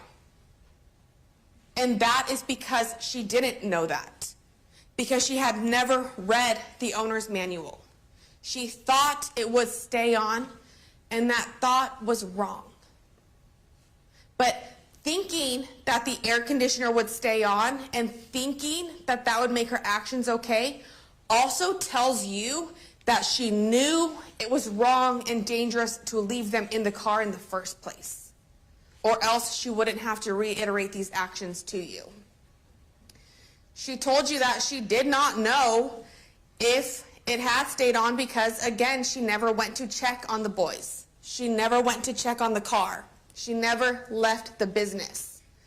She knew she was inside of the business for a long time, and at 3:30, she had confirmation that it would be at least another 20 to 40 minutes before her procedure. So even painting this in the light most favorable to the defendant, at that time, she could have thought, well, I'm not going to miss my appointment, so let me go check on them. But she didn't. Because at no point during that 2.5 hours, during that day, during the Maya day, were her children her priority or her thoughts. She had a stroller with her that she could have strapped the boys in and brought them inside with her. You saw that in Defense Exhibit number 10. She knew what high temperatures could do to a body. And ladies and gentlemen, not only did she know what high temperatures and high fevers could do to a body, she knew what it could do to her children because she saw it happen to Mateo in the past. More knowledge of the dangers of what her actions could cause that day. She did not tell a single person that her babies were in the car. She told you she didn't tell people because she doesn't tell people her business. Well, ladies and gentlemen, she's chit-chatting for 2.5 hours. If you're really not telling people your business, you're not going to tell them that you're there to get butt injections. If you're really not telling people your business, you're not going to tell them in the first place that you have 2 kids. If you're not telling people your business, you're not going to sit there and talk about your 4th of July plans. If your life is that private that you don't want them to know anything about you, you sit there, you have your hands in your lap, and you are quiet. No need to participate. Or even more so, if your life and your privacy is that important to you, you wait in your car for your appointment. She did not tell people that her kids were with her because she was a private person. She didn't tell people her kids were with her because she knew it was wrong, she knew it was criminal, she knew that could get her in trouble. That is the only reasonable explanation as to why she did not tell the other patrons her kids were with her. It's the only logical explanation that she didn't tell the other patron her kids were with her. She didn't tell a single person that she was in a hurry. She didn't look at Shelby, Ian, or the 2 women on the couch. Hey, my kids are with me. Do you guys think I could jump your appointment? Hey, my kids are with me. I'm in a really big hurry. Would you mind if I went first? None of that. She didn't text the nurse and say, hey, I'm in a big hurry. How long is it going to be? Hey, can you get me in? I'm in a big hurry. What she did tell you was that she was blowing up the nurse's phone, essentially telling her she was late for her appointment and was in a hurry. This was a convenient line for the defendant to use until she learned that I had the text messages, that I had the entire conversation between her and Harmony that day, that I knew, and I could point out to you, the jury, that she did not mention one single time being in a hurry. The closest she got to that was asking at 1:59 if her appointment was still on, and then stating that her appointment was supposed to be at 1:30. Instead, at 1:11 p.m., she sent, or I apologize, 1:10 p.m., she sends a picture of the building asking if she's in the right place. 1:11 p.m., Harmony responds, yes, hon, go ahead and wait in your car till the time. We're a little backed up, my apologies. 1:12, okay. 1:34, do I go in now? 1:54, again, defendant reaches out, hey girl, 1:59, is my appointment still on? 202, yes, girl, come in for paperwork. 203, is it the room I just took a picture of under the 31? That's defendant. 204, Harmony, let me see. 2:47 p.m., I'm in here, I signed the paper, but my appointment was at 1:30. This statement, ladies and gentlemen, does not say, I need to go right now. This does not say, I'm in a hurry. This does not say, how many people are ahead of me. This does not say, hey, Harmony, my kids are in the car, can you speed this up, can you get me in? Just simply says, I'm in here, I signed the paper, but my appointment was at 1:30. 3:11 p.m., Harmony says, hey, hon, what are you planning to get done? You just gave a deposit. I apologize for those typos. 3:11 p.m., BBL, the defendant responds. 3:12 p.m., defendant, I did the deal for the payment plan. 3:50, okay. For 3:50 or 3:15, defendant Harmony says, okay, the 3:50 for 600, question mark. 3:16, the defendant says yes. Again, in this time period, between 1:39, 1:40, and 3:16, there's no mention of, hey, I'm in a hurry. Do you have an estimate? Hey, we've been texting. Can I go wait in my car and can you text me when it's time to go? My kids are with me. You don't see any of that, ladies and gentlemen, because that didn't happen. 3:27, defendant. But they said they would add 50 to the BBL and then another 50 because they rescheduled me 2 times. 3:33 p.m., Harmony. Okay, that's fine. You're next after my client's mom, hun. 3:33 p.m., she knows it's going to be another 20 to 40 minutes, and she continues to sit in the chair. 3:34 p.m., thank you with a question mark. 3:35 p.m. from Harmony, no, OMG, thank you for your patience. Thank you for your patience, Maya Hernandez, as your children are sitting in your car burning to death. None of this conversation, ladies and gentlemen, reflects any intention of I was blowing her up to let her know that I was in a hurry. Again, another lie the defendant tried to tell you. The defendant told you that Harmony was lying when she said the defendant told her that her phone was in the car because it was dead. What incentive, what reason does Harmony have to be untruthful about that? On the flip side, what incentive, what reason does defendant have to tell her that her phone's in the car because it's dead rather than my phone is in the car because my kids are in there? Every incentive, because telling her that her kids have been in the car is her confessing to what she knew was a crime. Her confessing to something she knew was dangerous. Then she starts telling you she did not know it was bad to leave her kids in the car before she did it, only after. Completely inconsistent with her prior statement to Detective McNabb. Did not know it was dangerous to leave her kids in the car before she did it, only after. Didn't realize that detectives were asking her about what she knew beforehand. And then she says, I was just trying to take accountability. I was trying to take accountability for what I did. And ladies and gentlemen, you now know from her testimony and from her actions that when she said, I was just trying to take accountability, what she meant was, I was trying to take accountability until I realized just what taking accountability would mean for me.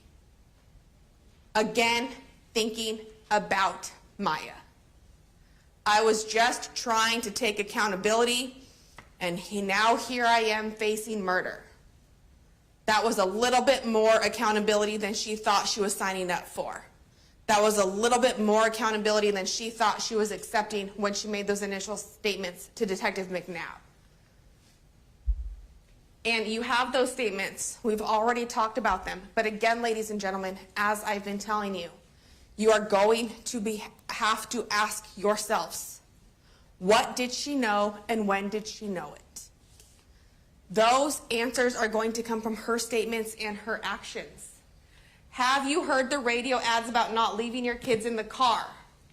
What did you think could happen if you do leave them? Prior to this happening, did you understand? She answers in the affirmative. Yes, I knew prior to this happening. These are very clear questions, ladies and gentlemen. These questions were not random questions that Detective McNabb just came up with. You heard Detective McNabb. He is a seasoned detective. He knew the answers he was looking for, and he knew the questions he had to ask. He knew he needed to get the answers that she knew beforehand, she knew prior, which is why you hear it worded the way it was. Like, prior to this happening, did you understand? What did you think could happen? What happened, I guess? What happened to Emilio? Question mark. Did you know that prior to this happening? Not, do you know that now? Not, do you understand that or recognize it now? Did you know that prior to this happening? And she talks about having seen the news, having heard people, knowing it in general. She knows that it is wrong. She knows this in general because, as you heard from her mouth, as you heard from Dr. Masako, she is not an idiot. She knew it was wrong. She told you she knew it was wrong. Did you think about that when you were getting out of the car? Yeah. There is absolutely no way, ladies and gentlemen, to misunderstand this sentence as being something that was referring to what she understood in that moment. Did you think about that when you were getting out of the car? Yeah. I mean, if you knew that and you thought about it, what made you think it was okay to leave them? I don't know. She didn't say right here, I thought it was okay to leave them because I didn't think it was dangerous. She did not say, I thought it was okay to leave them because I did not think it was wrong. I don't know why I did it, because I knew it was wrong, and I knew that beforehand. The questions were clear, the answers were clear, and these, ladies and gentlemen, are the answers that you need to make your decision during your deliberations. So let's talk about the defendant's interview versus her in-court testimony. During her interview, she knew what she did was irresponsible. She knew what she did was irresponsible before she left the kids in the car. She knew that leaving the kids in the car was dangerous. She knew leaving the kids in the car was dangerous before she made the decision to do it. She knew what happened to Emilio could happen if you leave kids in the car, and she knew that before she decided to leave the kids in the car. She knew the dangers of leaving kids in the car from hearing people talk about it. Now, ladies and gentlemen, consider the circumstances that those statements were made under. She knew something bad happened to Emilio. I apologize, this says Mateo. She had not been charged with any crimes yet. As she's sitting there with Detective McNabb, she does not know she's facing murder charges. She's not been charged with murder. She did not have a lawyer yet. She did not know the elements to murder. She didn't know the difference between murder to manslaughter to child abuse and neglect. She didn't know this case would revolve around what she knew and when she knew it. All she knew is something bad happened, they're asking me questions, I'm answering, I'm thinking I'm taking accountability. So let's talk about how that changed when she got to court and the circumstances yesterday. In court, she says she didn't know it was dangerous until after the fact. Must have misunderstood what the defendants were asking her. Well, ladies and gentlemen, that statement alone tells you got to ignore everything she said about that. Must have misunderstood. You saw the questions. You heard the questions. They were unambiguous questions. Didn't realize they were asking her about her knowledge before the incident. Prior to getting out of the car, prior to the incident, when you got out of the car, were you thinking about this? Those are not confusing statements, ladies and gentlemen. Was only saying that she knew it was dangerous after the fact. So let's talk about the circumstances that she made those statements under, ladies and gentlemen. She made those statements to you on December 15th, 2025. She made those statements to you during trial. She made those statements to you after she watched the entire trial. Opening statements, evidence. She made those statements to you after she had an attorney. She made those statements to you once she saw the people's opening, my opening, where I outlined to you everything required for second-degree murder implied malice. Where I outlined that implied malice requires that she knows the actions are dangerous to human life before acting and did it anyway. She made these statements after she had that information. She made these statements in court after she heard her attorney say, just convict her of involuntary manslaughter. She didn't have the requisite knowledge. She made those statements yesterday after she knew that this case, that the difference between involuntary manslaughter and murder is going to rely solely upon what she knew and when she knew it. So now, ladies and gentlemen, you take all of those factors, the inconsistencies, the reasons that she has to lie, compare all of that to 226, compare all of that to her prior statement. And the only thing that you're going to be able to do is determine that you have to ignore those statements because they were lies. They were made up to support her case. They were made up to help fit with the law as she had learned it by the time she made that statement. The reliable statements as to what she knew and when she knew it are the statements that she made the evening of June 29th, 2025, and during the day on July 3rd, 2025. So again, second-degree murder. The defendant committed an act that caused the death of Emilio. When the defendant acted, she had a state of mind called malice aforethought. She intentionally committed the act. And I think, ladies and gentlemen, you're going to find that this element's not going to be very contested by the defense. This element is also required for involuntary manslaughter. The natural and probable consequences of the act were dangerous to human life in that the act involved a high degree of probability that it would result in death. The act did not have a high probability that it would result in death. The act did result in death, ladies and gentlemen.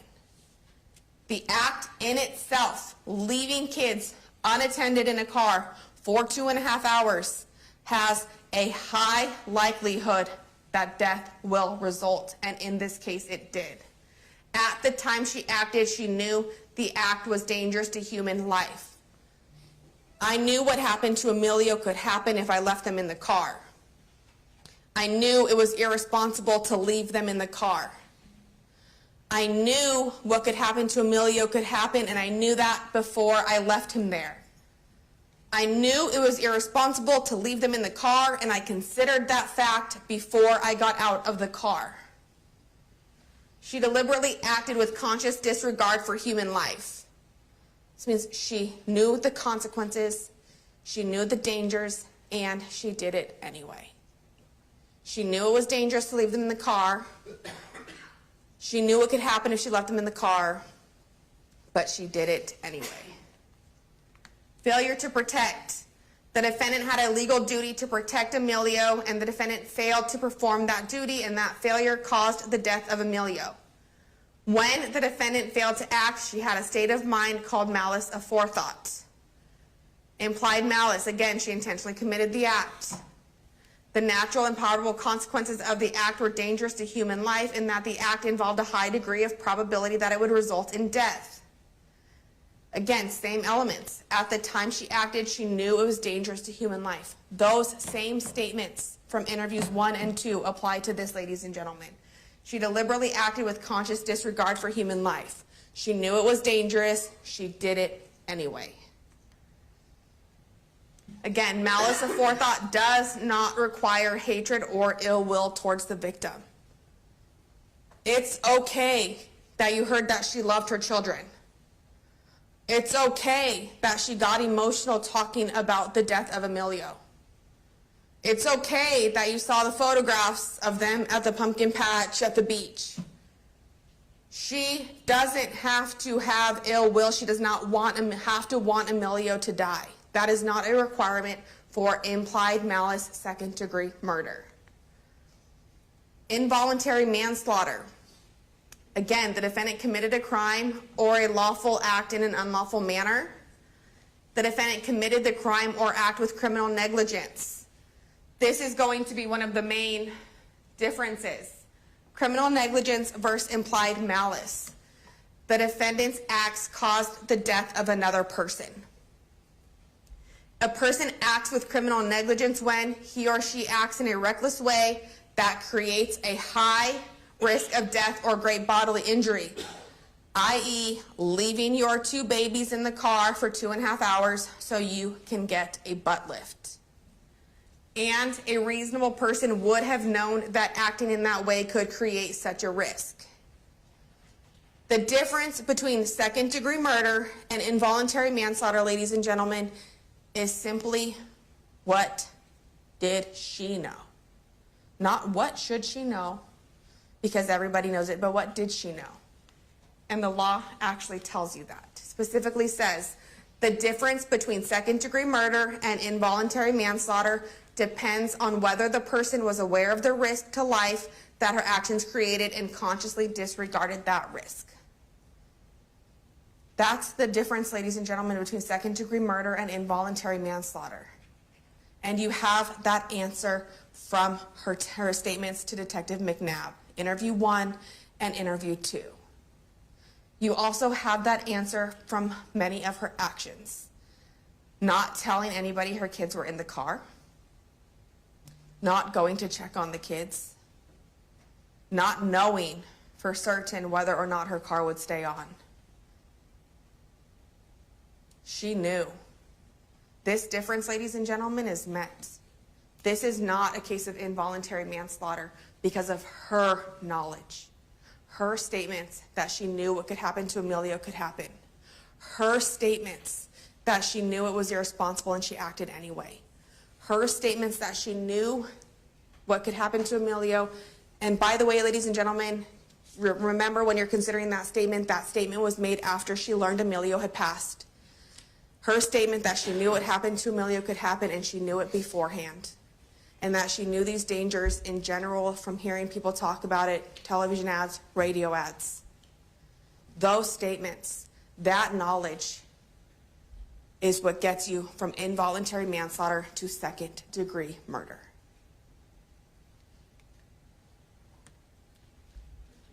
Again, just to highlight element 3 for implied malice murder. At the time she acted or failed to act, she knew her act or failure to act was dangerous to human life. Criminal negligence, a reasonable person. Again, in addition to the other statements, we have her statement to Rosendo. Of course I knew it was wrong. I'm not an idiot.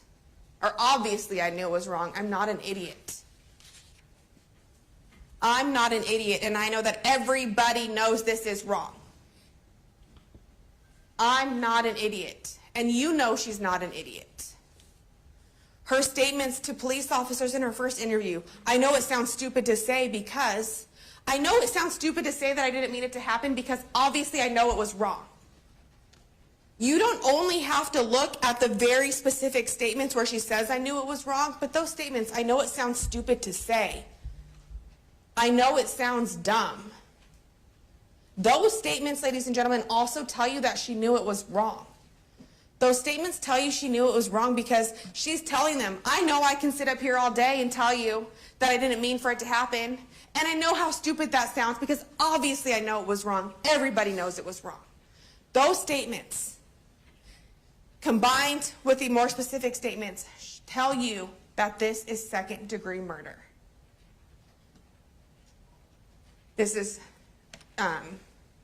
just to highlight the subjective knowledge versus objective knowledge. Subjective knowledge, what did she know? Objective knowledge, what does the reasonable person know? What did she know versus what did the reasonable person know? She knew before confirming her BBL appointment for that location an hour away, days before the appointment. She knew she had somewhere to be on Sunday, June 29th. She knew her sister would watch the kids if she asked them to, but she didn't want to irritate her. She knew that she was driving from Bakersfield to Visalia with her 2 babies and no babysitter. She knew that leaving the children in the car was a bad decision. She knew it was irresponsible to leave them in a hot car unattended, and she knew that before she made the decision to do so. She knew it was hot outside. She knew the weather could cause her car to get hotter.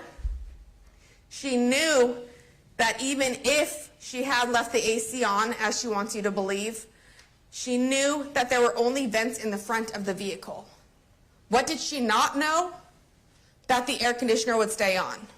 She says she thought it would. She did not say she knew it would. She knew she could bring the kids inside, but decided not to. She knew she had the means to bring the kids inside. She had the double stroller. She knew it was going to be a wait because she knew the nurse was backed up. She knew there were people and kids in the waiting room before she ultimately left the kids in the car. She knew what she did was dangerous to human life, which is why she didn't ask about Emilio for over 30 minutes into the interview with detectives. She knew what she did was clearly a bad decision. She knew from radio ads and hearing from people that it was dangerous to leave your kids in the car. She knew about the danger and thought about that danger before she committed the act, before she left her kids in the car. She knew how to take care of people from her CNA training. In fact, you heard her favorite thing about her job was taking care of people who couldn't take care of themselves. Apparently, that only applied to patients and didn't extend to her own children, ladies and gentlemen. She knew what happened to Emilio could happen if she left her kids in the car. She knew that prior to leaving them in the car. She knew that these types of things happen and knew that before she made the choice to leave the babies. She knew damage could happen from leaving kids in a hot car. What does she know versus what the reasonable person knows, ladies and gentlemen? The same exact thing. And now you know that she knew her acts were dangerous to human life. You know that she knew this information before she acted, and she did it anyway. You know from common sense, logical inferences that you are allowed to make, that the reason she did not tell people she had her babies in the car with her was because it was wrong.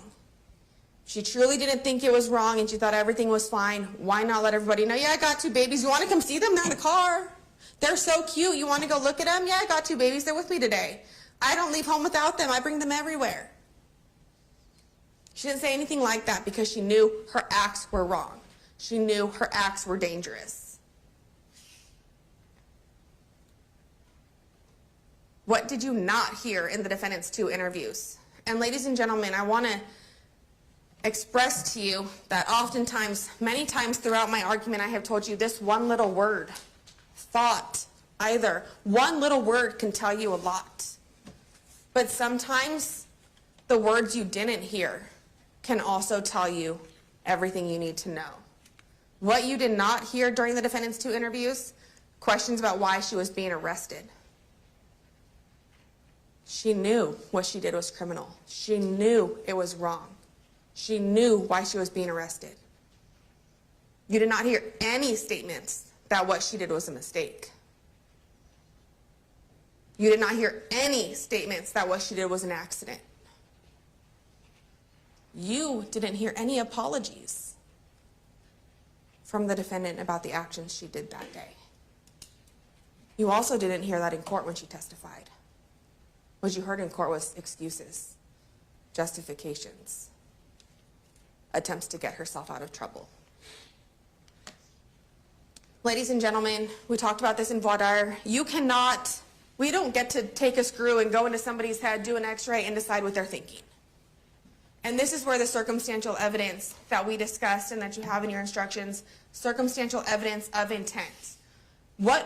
How do we determine what somebody was intending, thinking, planning based upon their actions?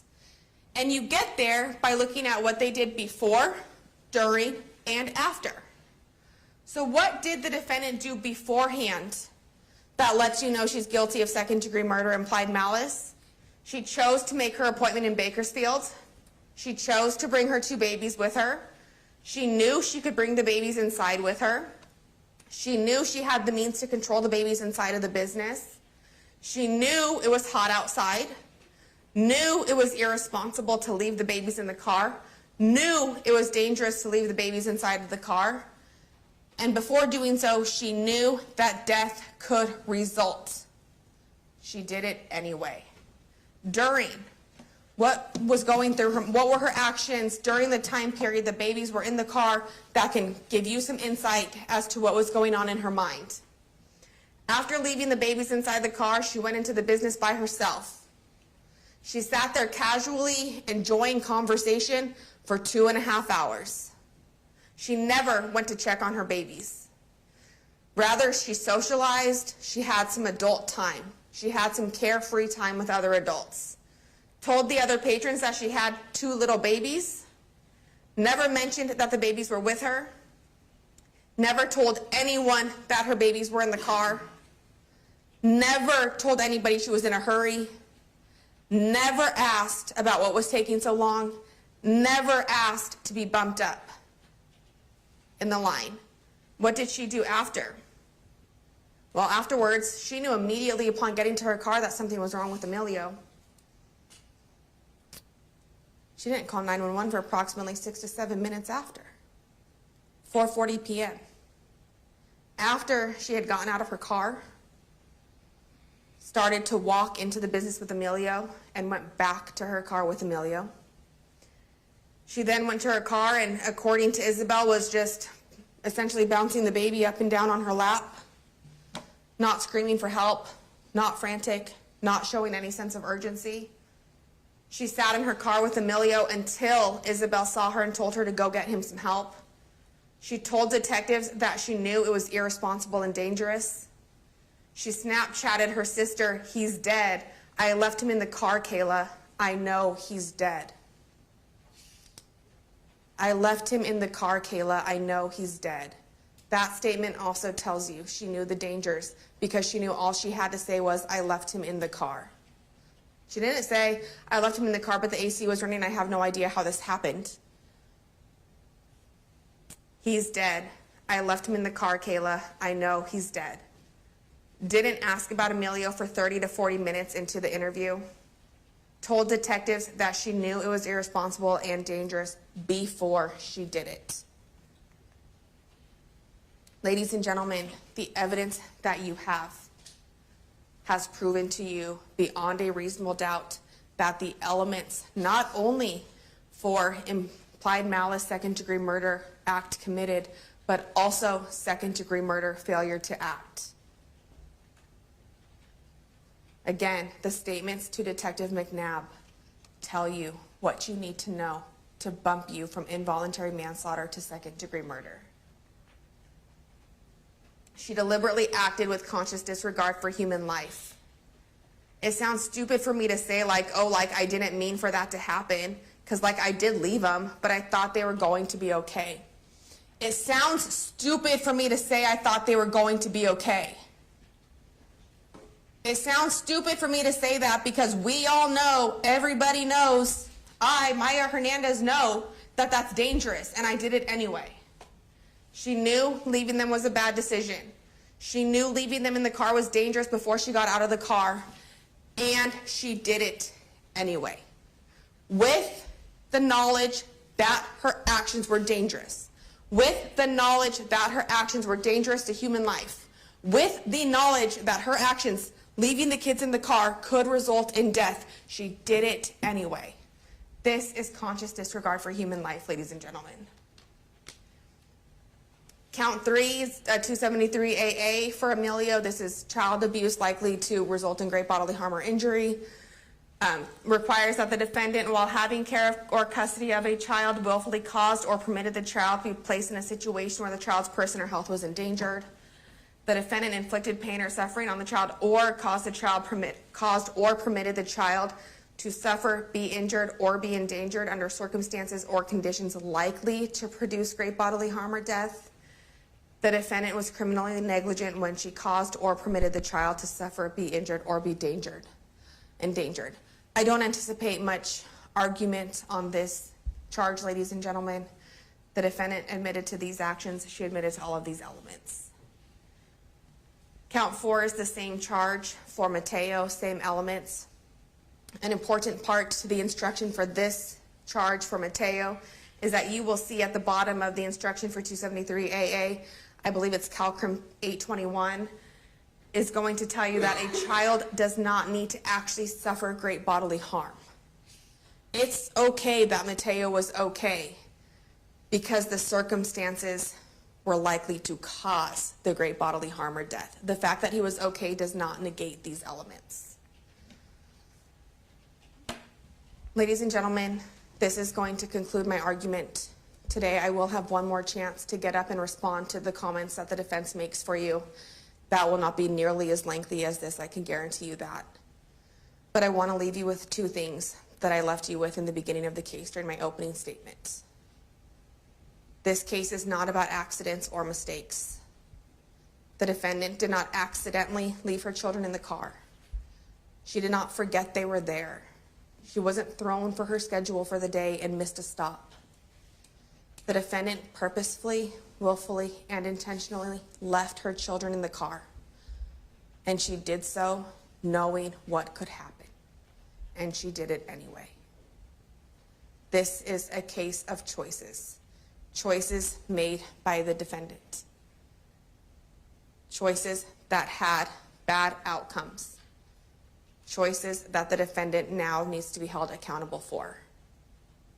And you, ladies and gentlemen, as the jury, you get to be the ones to hold her accountable for the death of Emilio.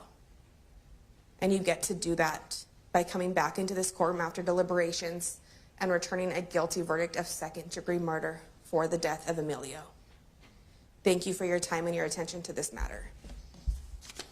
Thank you, Ms. Taccone. Mr. Wakeman, would you like to start at 1:30? I would. Okay, for the jury, we're going to resume at 1:30. Remember, closing arguments aren't evidence. They're important for you to hear what each side has to say.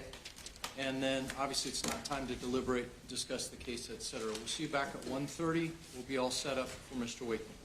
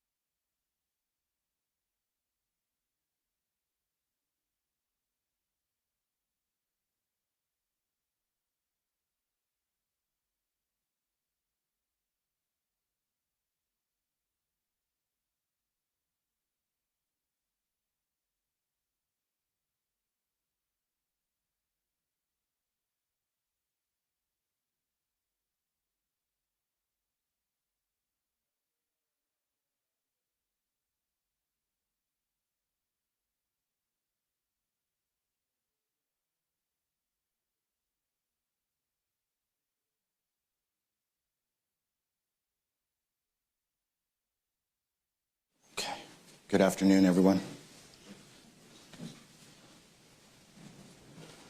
I'm going to start out by cutting to the chase. There's no implied malice for count one.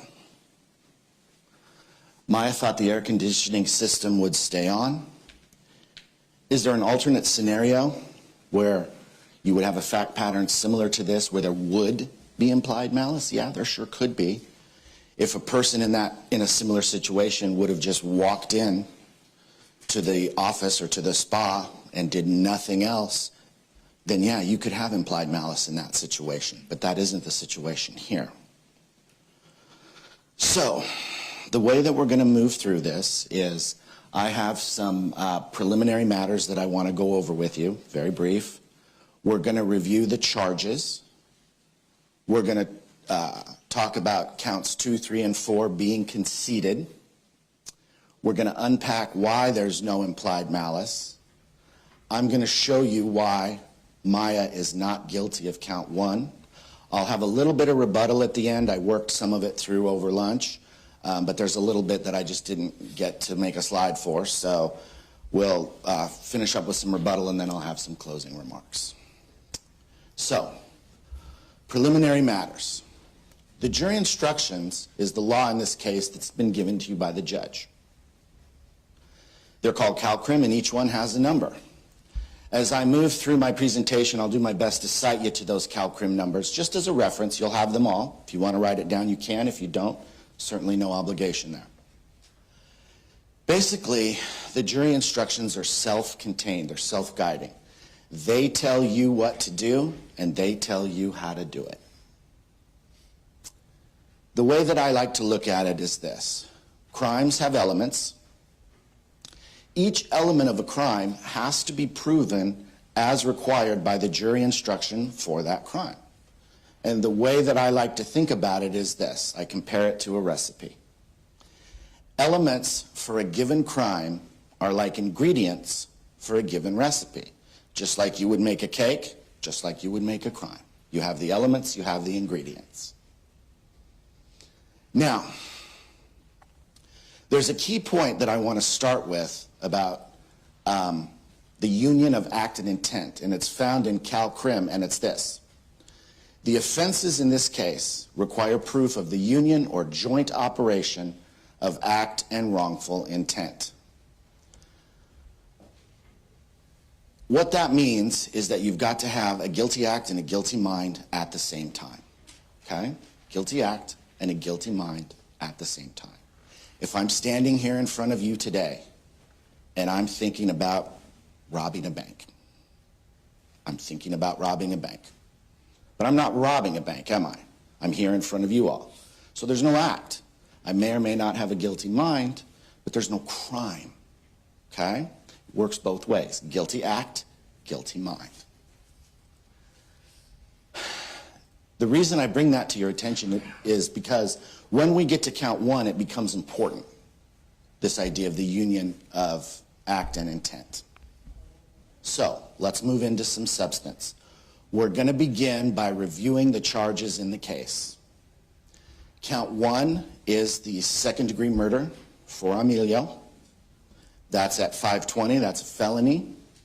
Count 2 is the invol for Emilio. That is conceded. Count 3 is child endangerment / death for Emilio. That is also conceded. And count 4 is child endangerment.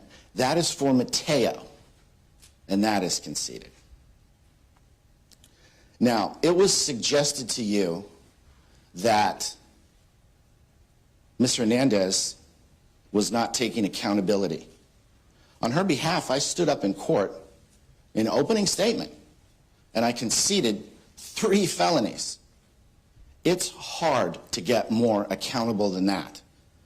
And I hope that landed, because what I was telling you in open statement and what I'm telling you now is that, yeah, you can find her guilty for 2, 3, and 4. That's what I meant when I was conceding it. That's pretty accountable. So the question then becomes, okay, if this guy's conceding 2, 3, and 4, why talk about it? Why talk about the ones you're conceding? Well, there are 3 reasons, okay? Reason number 1 is because the jury instruction for involuntary manslaughter references the difference between invol and second-degree murder. The second reason is that the child endangerment jury instruction references involuntary manslaughter, and there are mental states that we have to talk about, so they reference each other. But this is really the reason. The reason is I'm reviewing these conceded counts with you and their requisite mental state because I think that it provides insight as to why they fit in this situation and count 1 does not fit in this situation. So let's start to get into a rhythm, okay? These are our ingredients. We're talking about count 2, involuntary manslaughter. The first ingredient is a crime or a lawful act in an unlawful manner. That's the first ingredient. You'll notice the or between crime and lawful. It's in the disjunctive. Both are alleged and both apply here. I'm conceding that count. Second ingredient, committed with criminal negligence. You may notice that criminal negligence is in all caps. I'm trying to draw your attention to it, okay? That's the first mental state. It also happens to be the mental states for 3 and 4, but this is the first time we're seeing it here. I'm conceding it. Third element, cause the death of another person. Yes, for Amelia, okay? All of the elements for this charge are met. This charge is conceded. But we are not done with CalCrim 580. We're not done with it. CalCrim 580 has more to say. In 2 places, 580 defines the difference between second-degree murder and involuntary manslaughter. Second full paragraph and last full paragraph. And 580 defines criminal negligence in 2 different places as well, okay? That would be paragraphs 6 and 8 by my count. If you want to go back there and say it's 7 and 9, there's a lot of little one-liners. It depends upon, I guess, how you do your counting. But that'll get you to the neighborhood, okay? This is also important. There's 3 parts that we're going to go through here. Part 1, criminal negligence involves more than ordinary carelessness, inattention, or mistaken judgment. And then it tells you, hopefully I can do this, a person acts with criminal negligence when 1 and 2. He or she acts in a reckless way, and I'm going to be bringing you back to reckless. He or she acts in a reckless way that creates a high risk of death or GBI, and a reasonable person would have known that acting in that way would create such a risk. Part 2, and this is the jury instruction quote. This is their language, obviously not mine. This is a quote, not a paraphrase. In other words, a person acts with criminal negligence when the way he or she acts is so different from the way that an ordinarily careful person would act in the same situation that his or her act amounts to disregard for human life or indifference to the consequences of that act. Third definition. You've already seen this.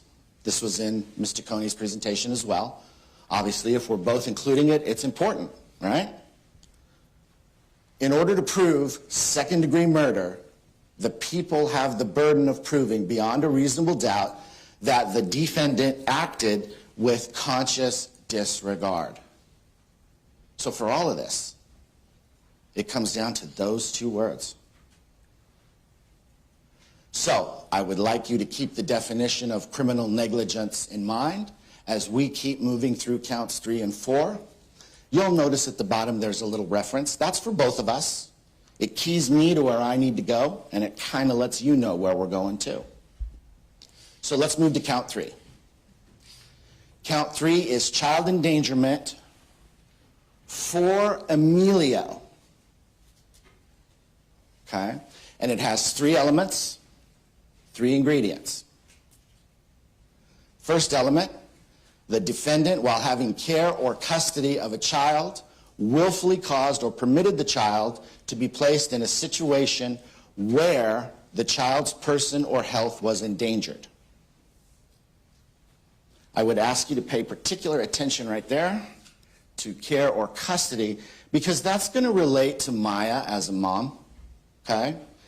And I'm going to talk to you a little bit about how count 2 and 3 get to the same place factually, maybe, but in a legally different way, okay? Because they have different ingredients. I'm conceding the first element. The first element is met. The second element is the defendant inflicted pain or suffering on the child, or caused or permitted the child to suffer, be injured, I missed a comma, or be endangered under circumstances or conditions likely to produce GBI. It's obviously the latter part of that in this case. This element is met. Third element. Look what we have again. Criminally negligent. The defendant was criminally negligent when she caused or permitted the child to suffer, be injured, or endangered. This element is met. This charge is conceded. I didn't run through this again with Mateo. With one difference, these elements apply for Mateo in count 4. I'll summarize that for you in the next slide. The mental state here, again, is criminal negligence.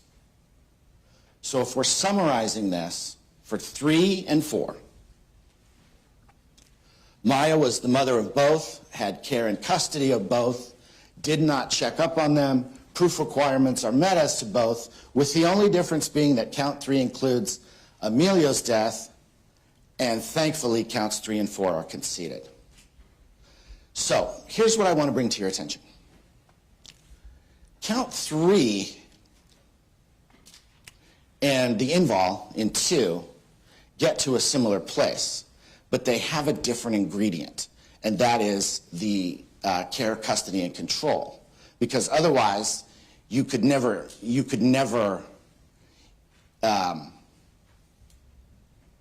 if this were a situation where it wasn't your kid and you didn't have care, custody, and control of the kid, you wouldn't be able to get them unless you had the invol. You see what I mean? So different elements apply to different crimes, and different acts and elements differentiate crimes. That's kind of how the law covers things, if that makes sense. So keep in mind that counts 2, 3, and 4 all involve criminal negligence. These are the mental states of the conceded counts. Why is this important? It's important because count 1 is a specific intent crime, and I'll reference 252 and 520 for you. We're switching gears here. The other reason that it's important is because count 1 requires proof of implied malice.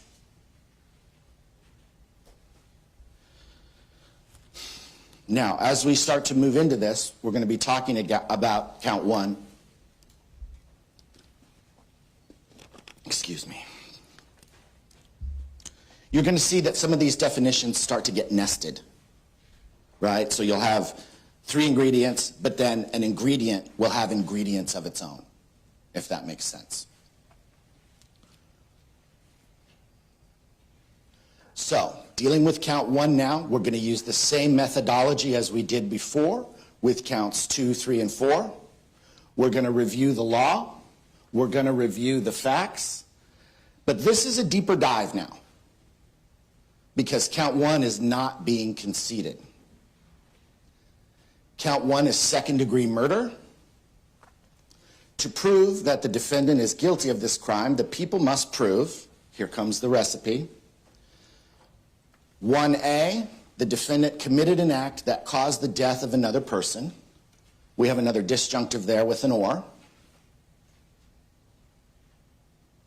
1B, the defendant had a legal duty to care for Emilio, and the defendant failed to perform that duty,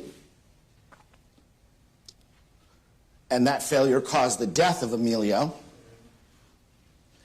Now we get to the and. In between 1B and 2, there's an and. And you'll see that I've highlighted malice aforethought. This one is in the conjunctive. Malice aforethought is required to prove count 1. Without it, count 1 fails for lack of proof. So we're dialing down now on malice aforethought. Let's get the legal definition, and once we do that, we'll talk about why the facts don't support that element in this case. Okay? This is probably my biggest, deepest slide, okay? Implied malice is defined with 4 elements, 4 ingredients, but what I'm going to do is draw your attention to the fact that it says she, check this out. That's the guts of what matter in this, okay? Element 3, you see where it says at the time? And then you see where it says Maya. For element 3, at the time Maya acted or failed to act, Maya knew her act or failure to act was dangerous to human life, and Maya deliberately acted with conscious disregard. 2 words, conscious disregard. So there's some takeaways. Number 1, second-degree murder is a specific intent crime. We talked about that a moment ago. Takeaway number 2, no conscious disregard, then no second-degree murder. That's what the and is for. That's what that means. So let's talk about some facts. You, as the jury, decide the facts. Facts are based on evidence. Evidence comes from testimony, exhibits, and what the judge tells you to consider as evidence. Pretty straightforward. There are 3 categories of witnesses in this case. These categories are mine, okay? I had to break it up somehow. This is how I chose to break it up. Category number 1 is civilian witnesses. Number 2 is law enforcement. And number 3 is medical witnesses. This is a small universe of facts, okay? I would agree with that. And count 1 is going to turn on how you apply the law, okay? So, civilian witnesses, you heard each one of those people testify. Law enforcement witnesses, there were a lot, so I broke those down into 2 categories. Again, my categories. I called it foundational and substantive. The foundational people were the people that had to lay the, well, you can't define a word with a word, but they were the people that had to talk about what they did because other people relied on what they did. Okay, so they had to kind of lay the groundwork for it. And then the substantive. Those were the foundational folks. Those were the substantive law enforcement folks. And then last, I had the medical witnesses. I put medical and not expert. You guys can deal with that. You have all the witnesses. Those are designations. That's just how I grouped it. Okay. I am not going to summarize each witness. There were a lot of foundation witnesses. We just saw that, and that's fine. I'm not going to summarize those folks at all. As we move through this, I'm going to ask you to take a look at and consider facts versus emotions and what really moves the needle, okay? I'm going to address what I think are key areas of testimony, and I'm going to start with the recreation.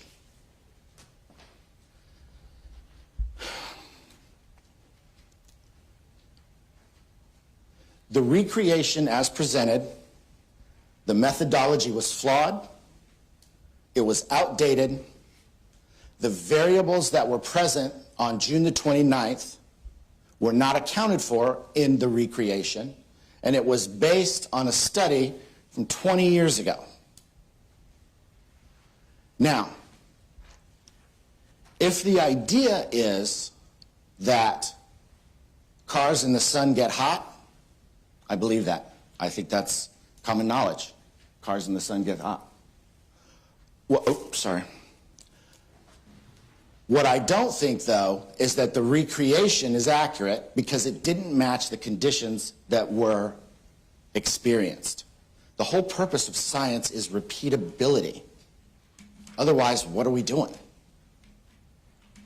Now, counts 2, 3, and 4 are conceded in any event.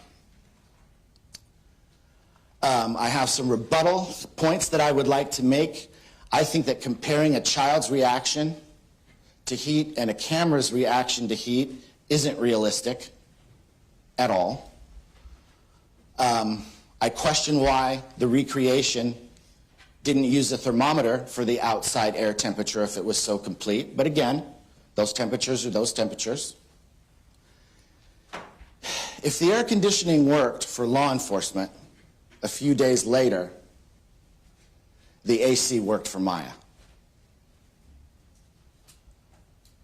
And it was asserted that Maya never bothered to read her car's owner's manual. She must be the only one. I don't think she is the only one. I think a lot of people just get in their car and drive it. Now, for the spa witnesses, we had the nurse, the nurse's assistant, and 2 patrons, and I would agree this affected them. It would affect anyone. But none of them can say what was in Maya's mind when she came in. When she was in there, they can absolutely describe her behavior. There's no foul there. But you heard testimony that they thought that she was going to run out. They thought she was going to dine and dash on the BBL. So take that for what you will. If people can read other people's nonverbal cues, it isn't that surprising that someone would be cautious, because we all send signals to each other. Some good, some bad, some friendly, some mad, etc. For the medical witnesses, Dr. Riley was the ER doc. Dr. Glenisi testified that there were no abrasions, bruises, lacerations, scars, or burn marks. We had the 2 nurses that testified from the ER. I'll come back to Musako down the road. Just like with the civilians in the spa, the treating medical professionals testified that they were affected. Yeah, they're human. Anyone would be.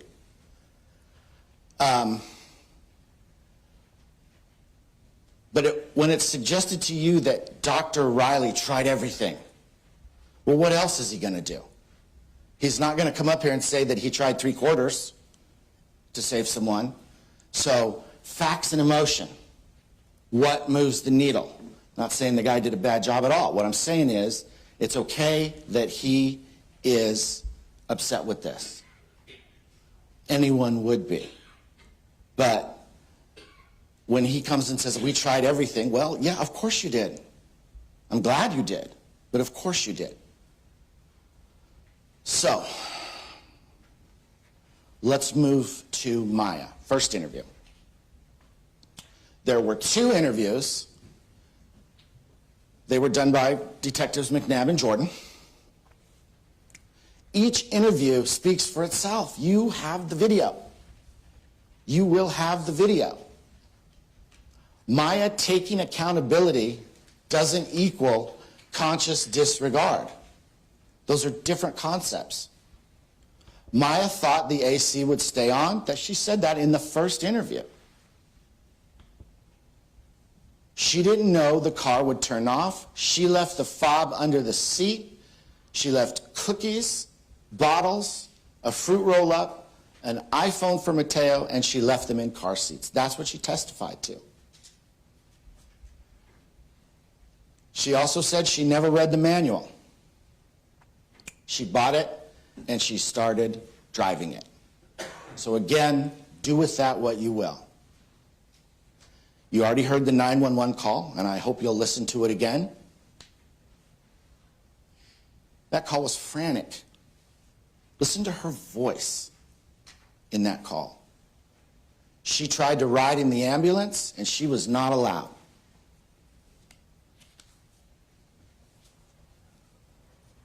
When the DA crossed Maya, counts 2, 3, and 4 were proven. And I also said, to be fair to the DA, you know, she has to meet her burden of proof, right? That's the law. She has to meet her burden of proof, but we're conceding 2, 3, and 4. My point is, Maya was criminally negligent. That much is clear. Her behavior was absolutely more than ordinary carelessness, inattention, or mistaken judgment. She was reckless in a way that created a high risk of death, or GBI, and a reasonable person would have known that acting in that way would create such a risk. That's why this is involuntary manslaughter and child endangerment. That's exactly why it is.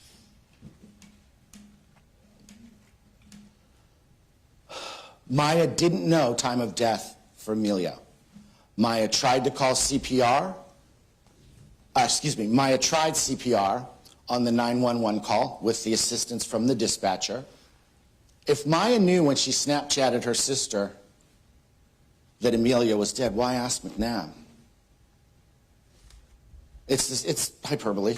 It's what we always engage in, right? Oh my gosh, he's dead, right? Maya asked the guards, and they didn't know. Maya's reaction was one of emotional shock per Dr. Musako. I had to do that.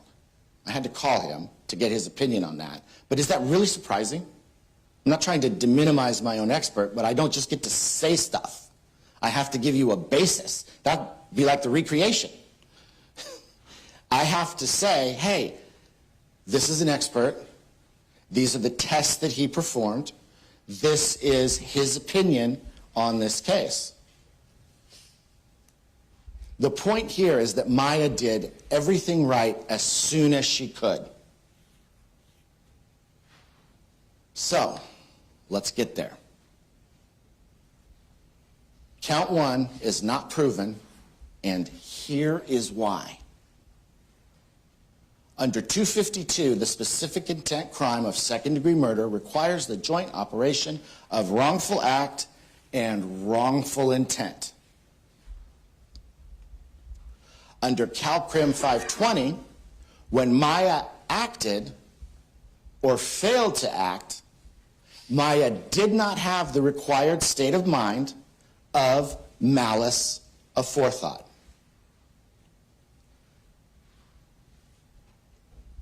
Implied malice is the type of malice here, and implied malice requires conscious disregard. That's what's missing in this case.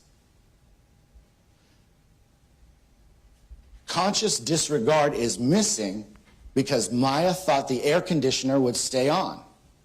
And this is true no matter how you factor in 252. Okay? You have that union of act and intent. Right? Act. Let's go back to the definition of implied malice for a moment. At the time Maya acted, Maya knew her act or failure to act was dangerous to human life, and Maya deliberately acted or failed to act with conscious disregard. So we are at the time language here. Scenario number 1. Maya left the AC on and the fob under the seat. She left the cookies, she left the candy, she left them in the car seats, etc. But she left the AC on and the fob under the seat when she went into the office for the procedure. She was conscious of the heat and did the opposite of disregarding. That's why Maya left the AC on in the first place. Now I'm going to back up for one slide, because I want to bring to your attention, this is what you guys are going to have to talk about, the at the time, because you're the deciders. And that's why I gave you scenario number 1.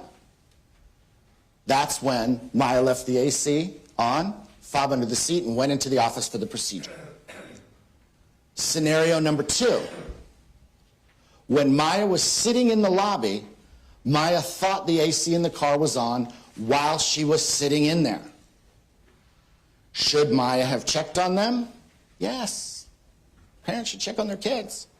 What do we call parents who don't check on their kids? We call them negligent. And in this case, criminally negligent. But here's the real distinction for conscious disregard, okay? This is the distinction for conscious disregard.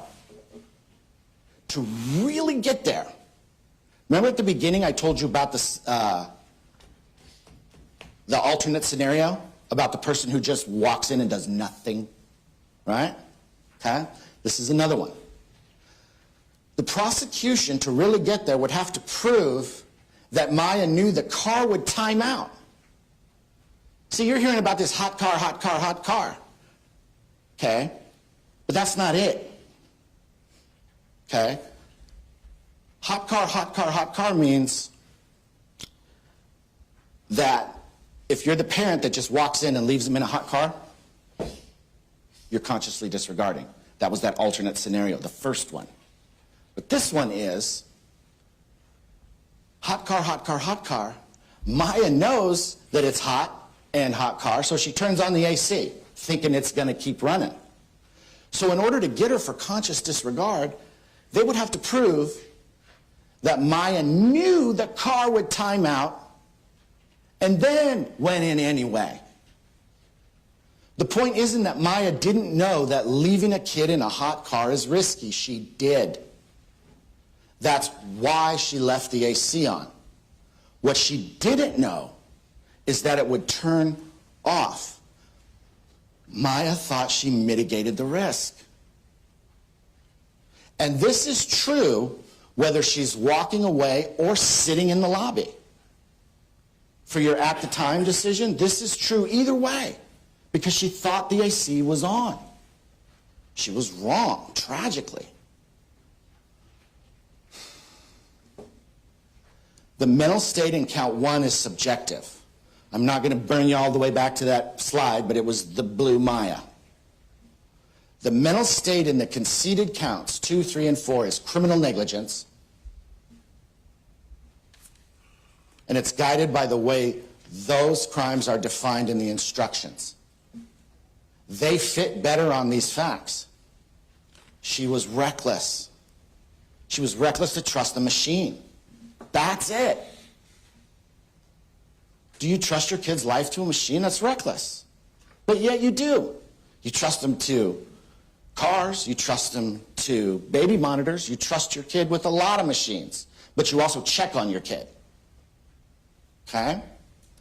Count 1 is a specific intent crime, and the definition of implied malice requires conscious disregard. Conscious disregard has not been proven beyond a reasonable doubt in this case. 2, 3, and 4 have been conceded, but there's no conscious disregard, therefore there's no count 1. Reasonable doubt leaves you with an abiding conviction that the charge is true. You have to believe, in this case, with an abiding conviction that there was conscious disregard. And you can't get there. Maya thought the risk was mitigated. That's really what it is. They would have to prove that she knew that the car would time out, and there's nothing about that in this case. Now, I have some rebuttal here, and then I'll go into my closing remarks. My apologies for how I do this. You were told that this case turns on not what did she know and when did she know it. That depends on the count. That depends on the count and the mental state. You were told that she made statements that were not consistent with the car running because the car turns off, and she didn't know that. And finally,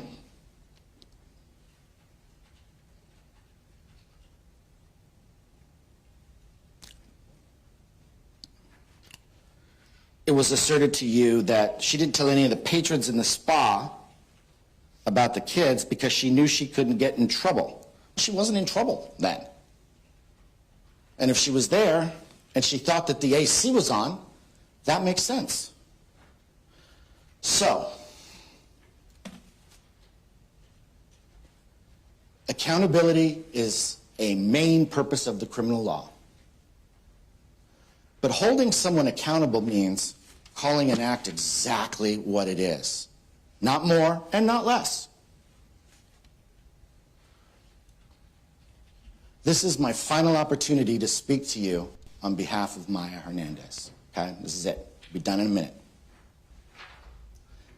Human nature often pushes us into this idea of, well, whoever gets the last word wins, right? Because this is, after all, called argument, isn't it? So I don't get the last word. The DA has the last word, but that's because they also have the burden. They have to prove guilt beyond a reasonable doubt. I'm asking you to find Maya Hernandez not guilty of count 1. Her conduct was clearly criminally negligent. That is what I said to you within the first 2 or 3 sentences the first time I spoke to you. And that's what I'm saying to you now. Her conduct was criminally negligent. But there is no implied malice in this case, and this is definitely not second-degree murder. So, thank you all very much for listening. Thank you, Mr. Wakeman. Mr. Coney, do you need a minute to get set up? No, Your Honor. Okay, I think microphone will have to switch. I gotcha.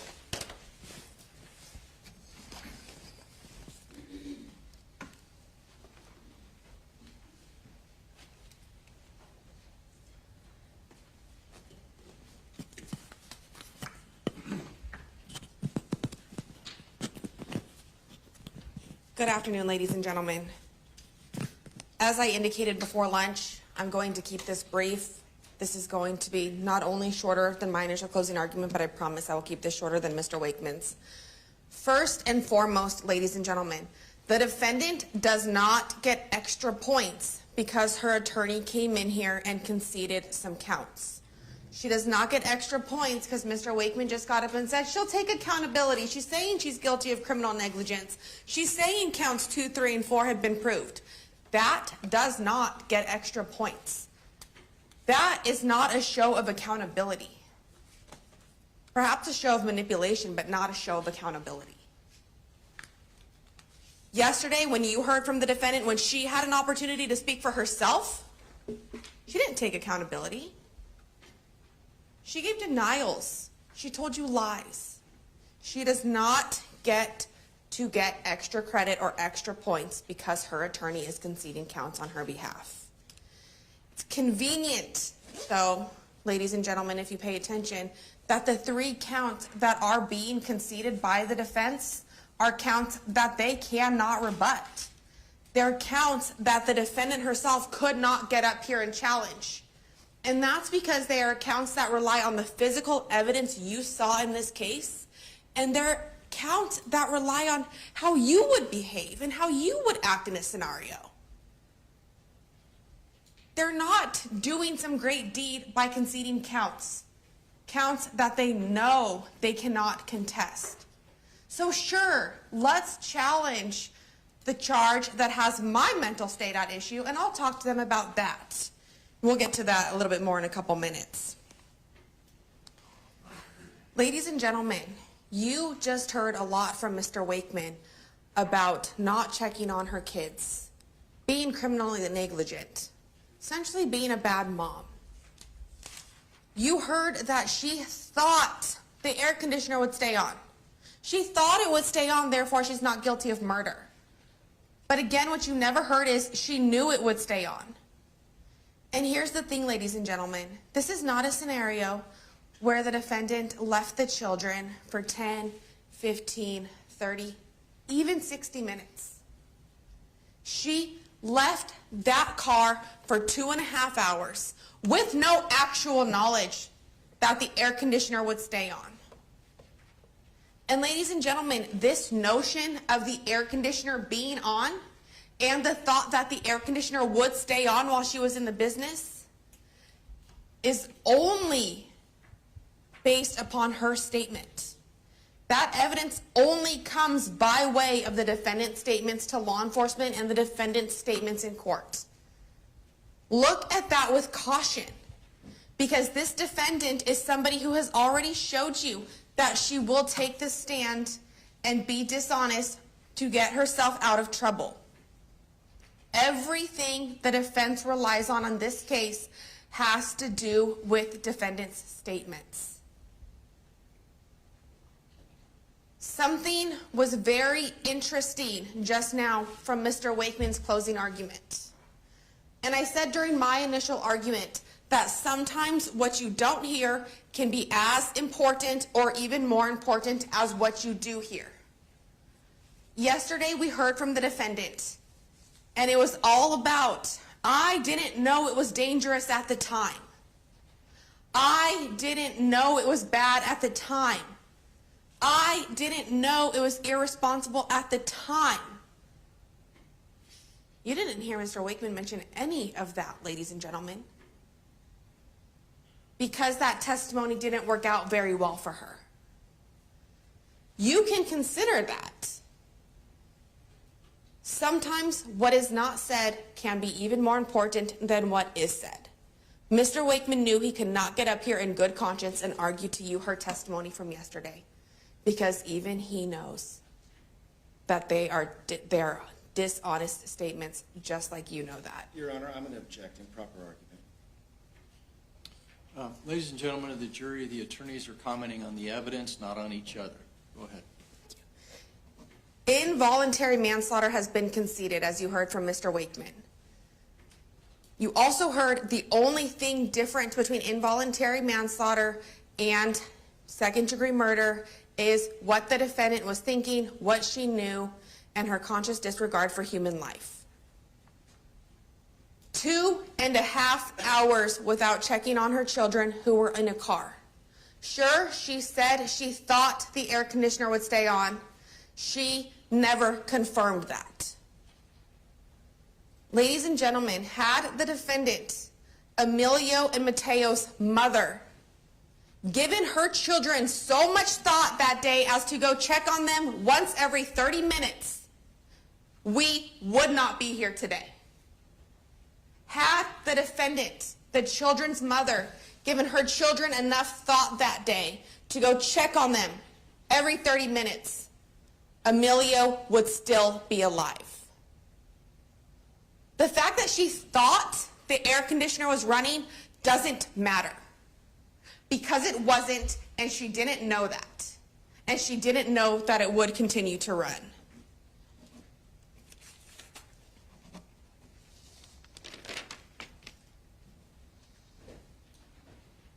Mr. Wakeman also argued that count 1 is going to turn on how you apply the law. Ladies and gentlemen, although counts have been exceeded, every single count turns on how you apply the law. And it turns on how you apply the facts to that law.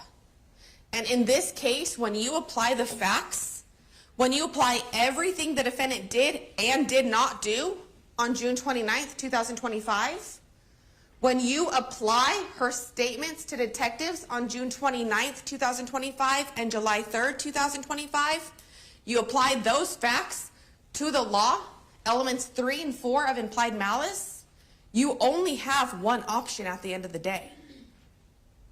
And that option is that the defendant committed second-degree murder. Involuntary manslaughter, child endangerment, those fall under that. But the defendant knew what she was doing. She knew before she did it. She knew the dangers, and she acted anyway.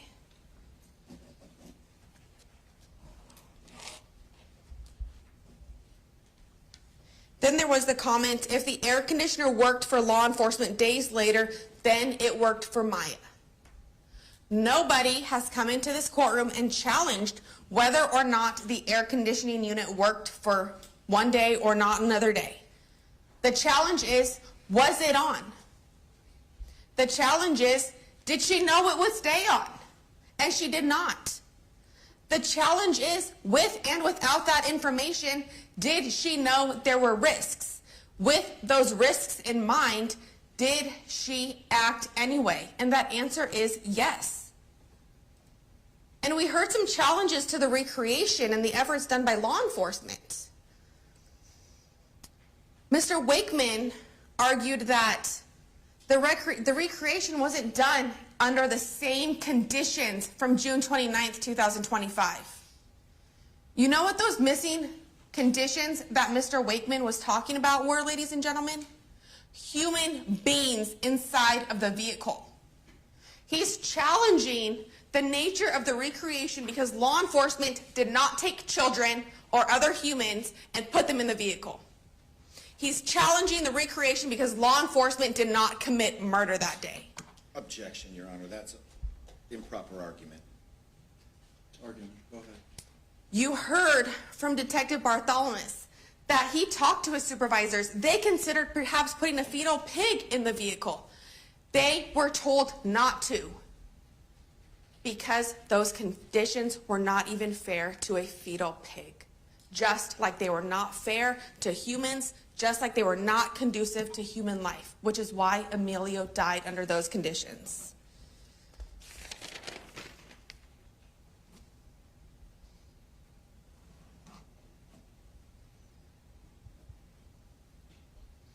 And then defense argued that you must separate facts from emotion. That's absolutely accurate, ladies and gentlemen. Which is why you also have to separate the emotion that you saw from the defendant when she testified yesterday. She does not get extra points for testifying. She does not get extra points for being emotional when she talked about her children. Just as you must separate the emotion of the people's witnesses, you must also do so of the defense witnesses, and that now includes the defendant in this case. I quote, "She did everything right as soon as she could." First of all, no, she didn't. She did not do everything right as soon as she could. Had she done everything right as soon as she could, we're not here today. Had she done everything right as soon as she could, she would have brought the children inside with her. Had she done everything right as soon as she could, she would have at least been checking on her children. The fact that she called 911 6 minutes after she found Emilio, the fact that she did CPR when they guided her, the fact that she allowed him to go to the hospital and wanted to ride with him, that is not doing everything right as soon as she could. That's trying to fix a mess she made. You do not get to shoot somebody in the chest, regret that decision, drive them to the hospital, and then say, well, I'm not guilty. I did everything right as soon as I could. I object. That's a different mental state. It's a different mental state. You may continue with your argument about the case. You do not get to claim because you did everything right as soon as you thought you could that you are not guilty. That is not the standard, ladies and gentlemen. And again, she did not do anything right at any point. She does not get credit for calling 911 when she realized that the danger that she thought could occur actually occurred.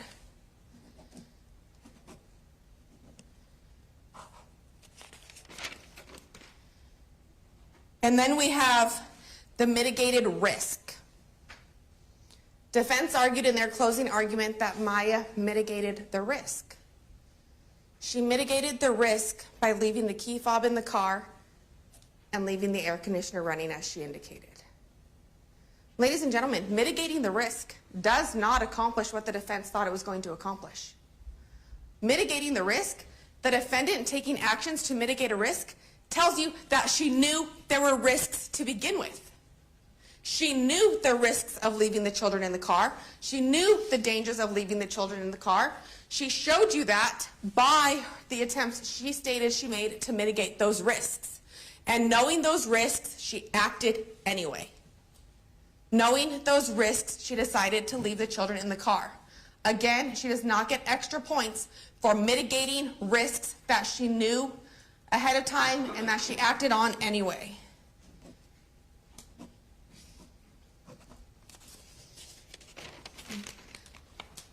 Ladies and gentlemen, everything the defense asked you to rely on today is based upon statements that the defendant made, that she left the air conditioner on, that she left her keys in the car. You must also look at the actual evidence. Look at what she didn't do. She did not check on her children. She did not tell anybody her children were with her. Consider the fact that yesterday you heard a lot of testimony from her about not knowing the risks, misunderstanding the detectives and not knowing they were talking about what she knew beforehand. You didn't hear any of that today. Consider my arguments from this morning where I highlighted the circumstances under which she testified here to not knowing things and when she interviewed with law enforcement officers. Consider all of her actions. Consider what she knew before, what she knew during, and what she knew after. Consider how she behaved inside of that salon while her children were roasting in the car. Ladies and gentlemen, we have heard a lot throughout this trial about the burden of proof. That burden of proof is beyond a reasonable doubt. It is the highest burden in the law. It is a burden that is met every day in criminal courts, and it is a burden that has been met in this courtroom in this trial. It is a burden that has been proven, the charge 1, second-degree murder, has been proven to you beyond a reasonable doubt. I'm going to ask you to go into that deliberation room, consider the facts, consider the law, return the only just verdict in this case, return the only verdict supported by the law and the evidence. Return the verdict that is going to hold the defendant accountable for her actions. And that is a verdict of guilty to second-degree murder. Thank you for your time. Thank you, Ms. Toney. Mr. Wakeman. For the jury. When you go to the jury room, the first thing you should do is to choose a foreperson. The foreperson should see to it that your discussions are carried on in an organized way and that everyone has a fair chance to be heard. It is your duty to talk with one another and to deliberate in the jury room. You should try to agree on a verdict if you can. Each of you must decide the case for yourself, but only after you've discussed the evidence with the other jurors. Do not hesitate to change your mind if you become convinced that you are wrong, but do not change your mind just because other jurors disagree with you. Keep an open mind and openly exchange your thoughts and ideas about this case. Stating your opinions too strongly at the beginning or immediately announcing how you plan to vote may interfere with an open discussion. Treat one another courteously. Your role is to be an impartial judge of the facts, not to act as an advocate for one side or the other. As I told you multiple times during the case, do not talk about the case or about any of the people or any subject involved in the case with anyone, including but not limited to your spouse, significant other, family, friends, spiritual leaders, advisors, or therapists. You as a juror must discuss the case only in the jury room and only when all 12 jurors are present. Do not discuss your deliberations with anyone and do not communicate using anything other than there's some pre-approved forms for you to send your notes on, so you communicate with that. It's very important that you do not use the internet, the dictionary, or anything else in any way in connection with this case during your deliberations. There were a number of items received into evidence. You're going to get all those back. You don't have to ask for them. So we'll send that all back. We also have the, I don't know if it's a DVD player or CD player, I kind of get confused, but you get one that will play everything. If you run into any difficulties operating any equipment, just let our bailiff know and he'll help you. If you need to communicate with me while you're deliberating, send a note through the bailiff, either signed by the foreperson or one or more other members of the jury. To have a complete record of the trial, it's important that you do not communicate with me except by a written note. If I have questions, I will talk to the attorneys before I answer, and I will respond to all your questions. It may take a little bit of time for me to talk to the attorneys first. I'll answer all your questions. I'll either bring you here in open court and orally provide an answer, or I'll send a note back with an answer to you. Do not reveal to me or anyone else how the vote stands on the question of guilt or issues in this case unless I ask you to do so. Remember, your verdict on each count and any special finding must be unanimous. This means that to return a verdict, all 12 must agree to it. Do not reach a decision by the flip of a coin or by any similar act. And as you know, you're the judges of the facts, of the evidence. It's not my role to tell you what your verdict should be. Do not take anything I've said or done during the trial as an indication of what you think I think about the facts, the witnesses, or what your verdict should be. You must reach your verdict without any consideration of punishment. You'll be given the verdict forms as soon as all jurors have agreed on a verdict. The foreperson must date and sign the appropriate verdict form and notify the bailiff. If you are able to reach a unanimous decision on only one or some of the charges, fill in that portion. Only notify the bailiff, return any unsigned verdict form. We're going to swear Deputy Reisenhauer to take charge of the 12. Once you get in there, you're going to make sure you put your cell phones in your blue envelopes that correspond to your seat number. He'll collect the envelopes, as I mentioned, keep them in a box handy for you outside of the jury room. Take your notes with you. Anything else that you brought with you today, take it with you. There's plenty of water back there, so don't worry about that. So let's swear Deputy Reisenhauer.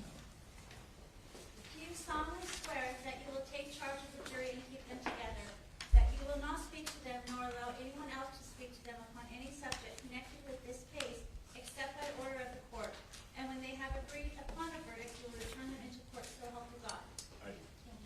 For our two alternates, just stay for now. Okay.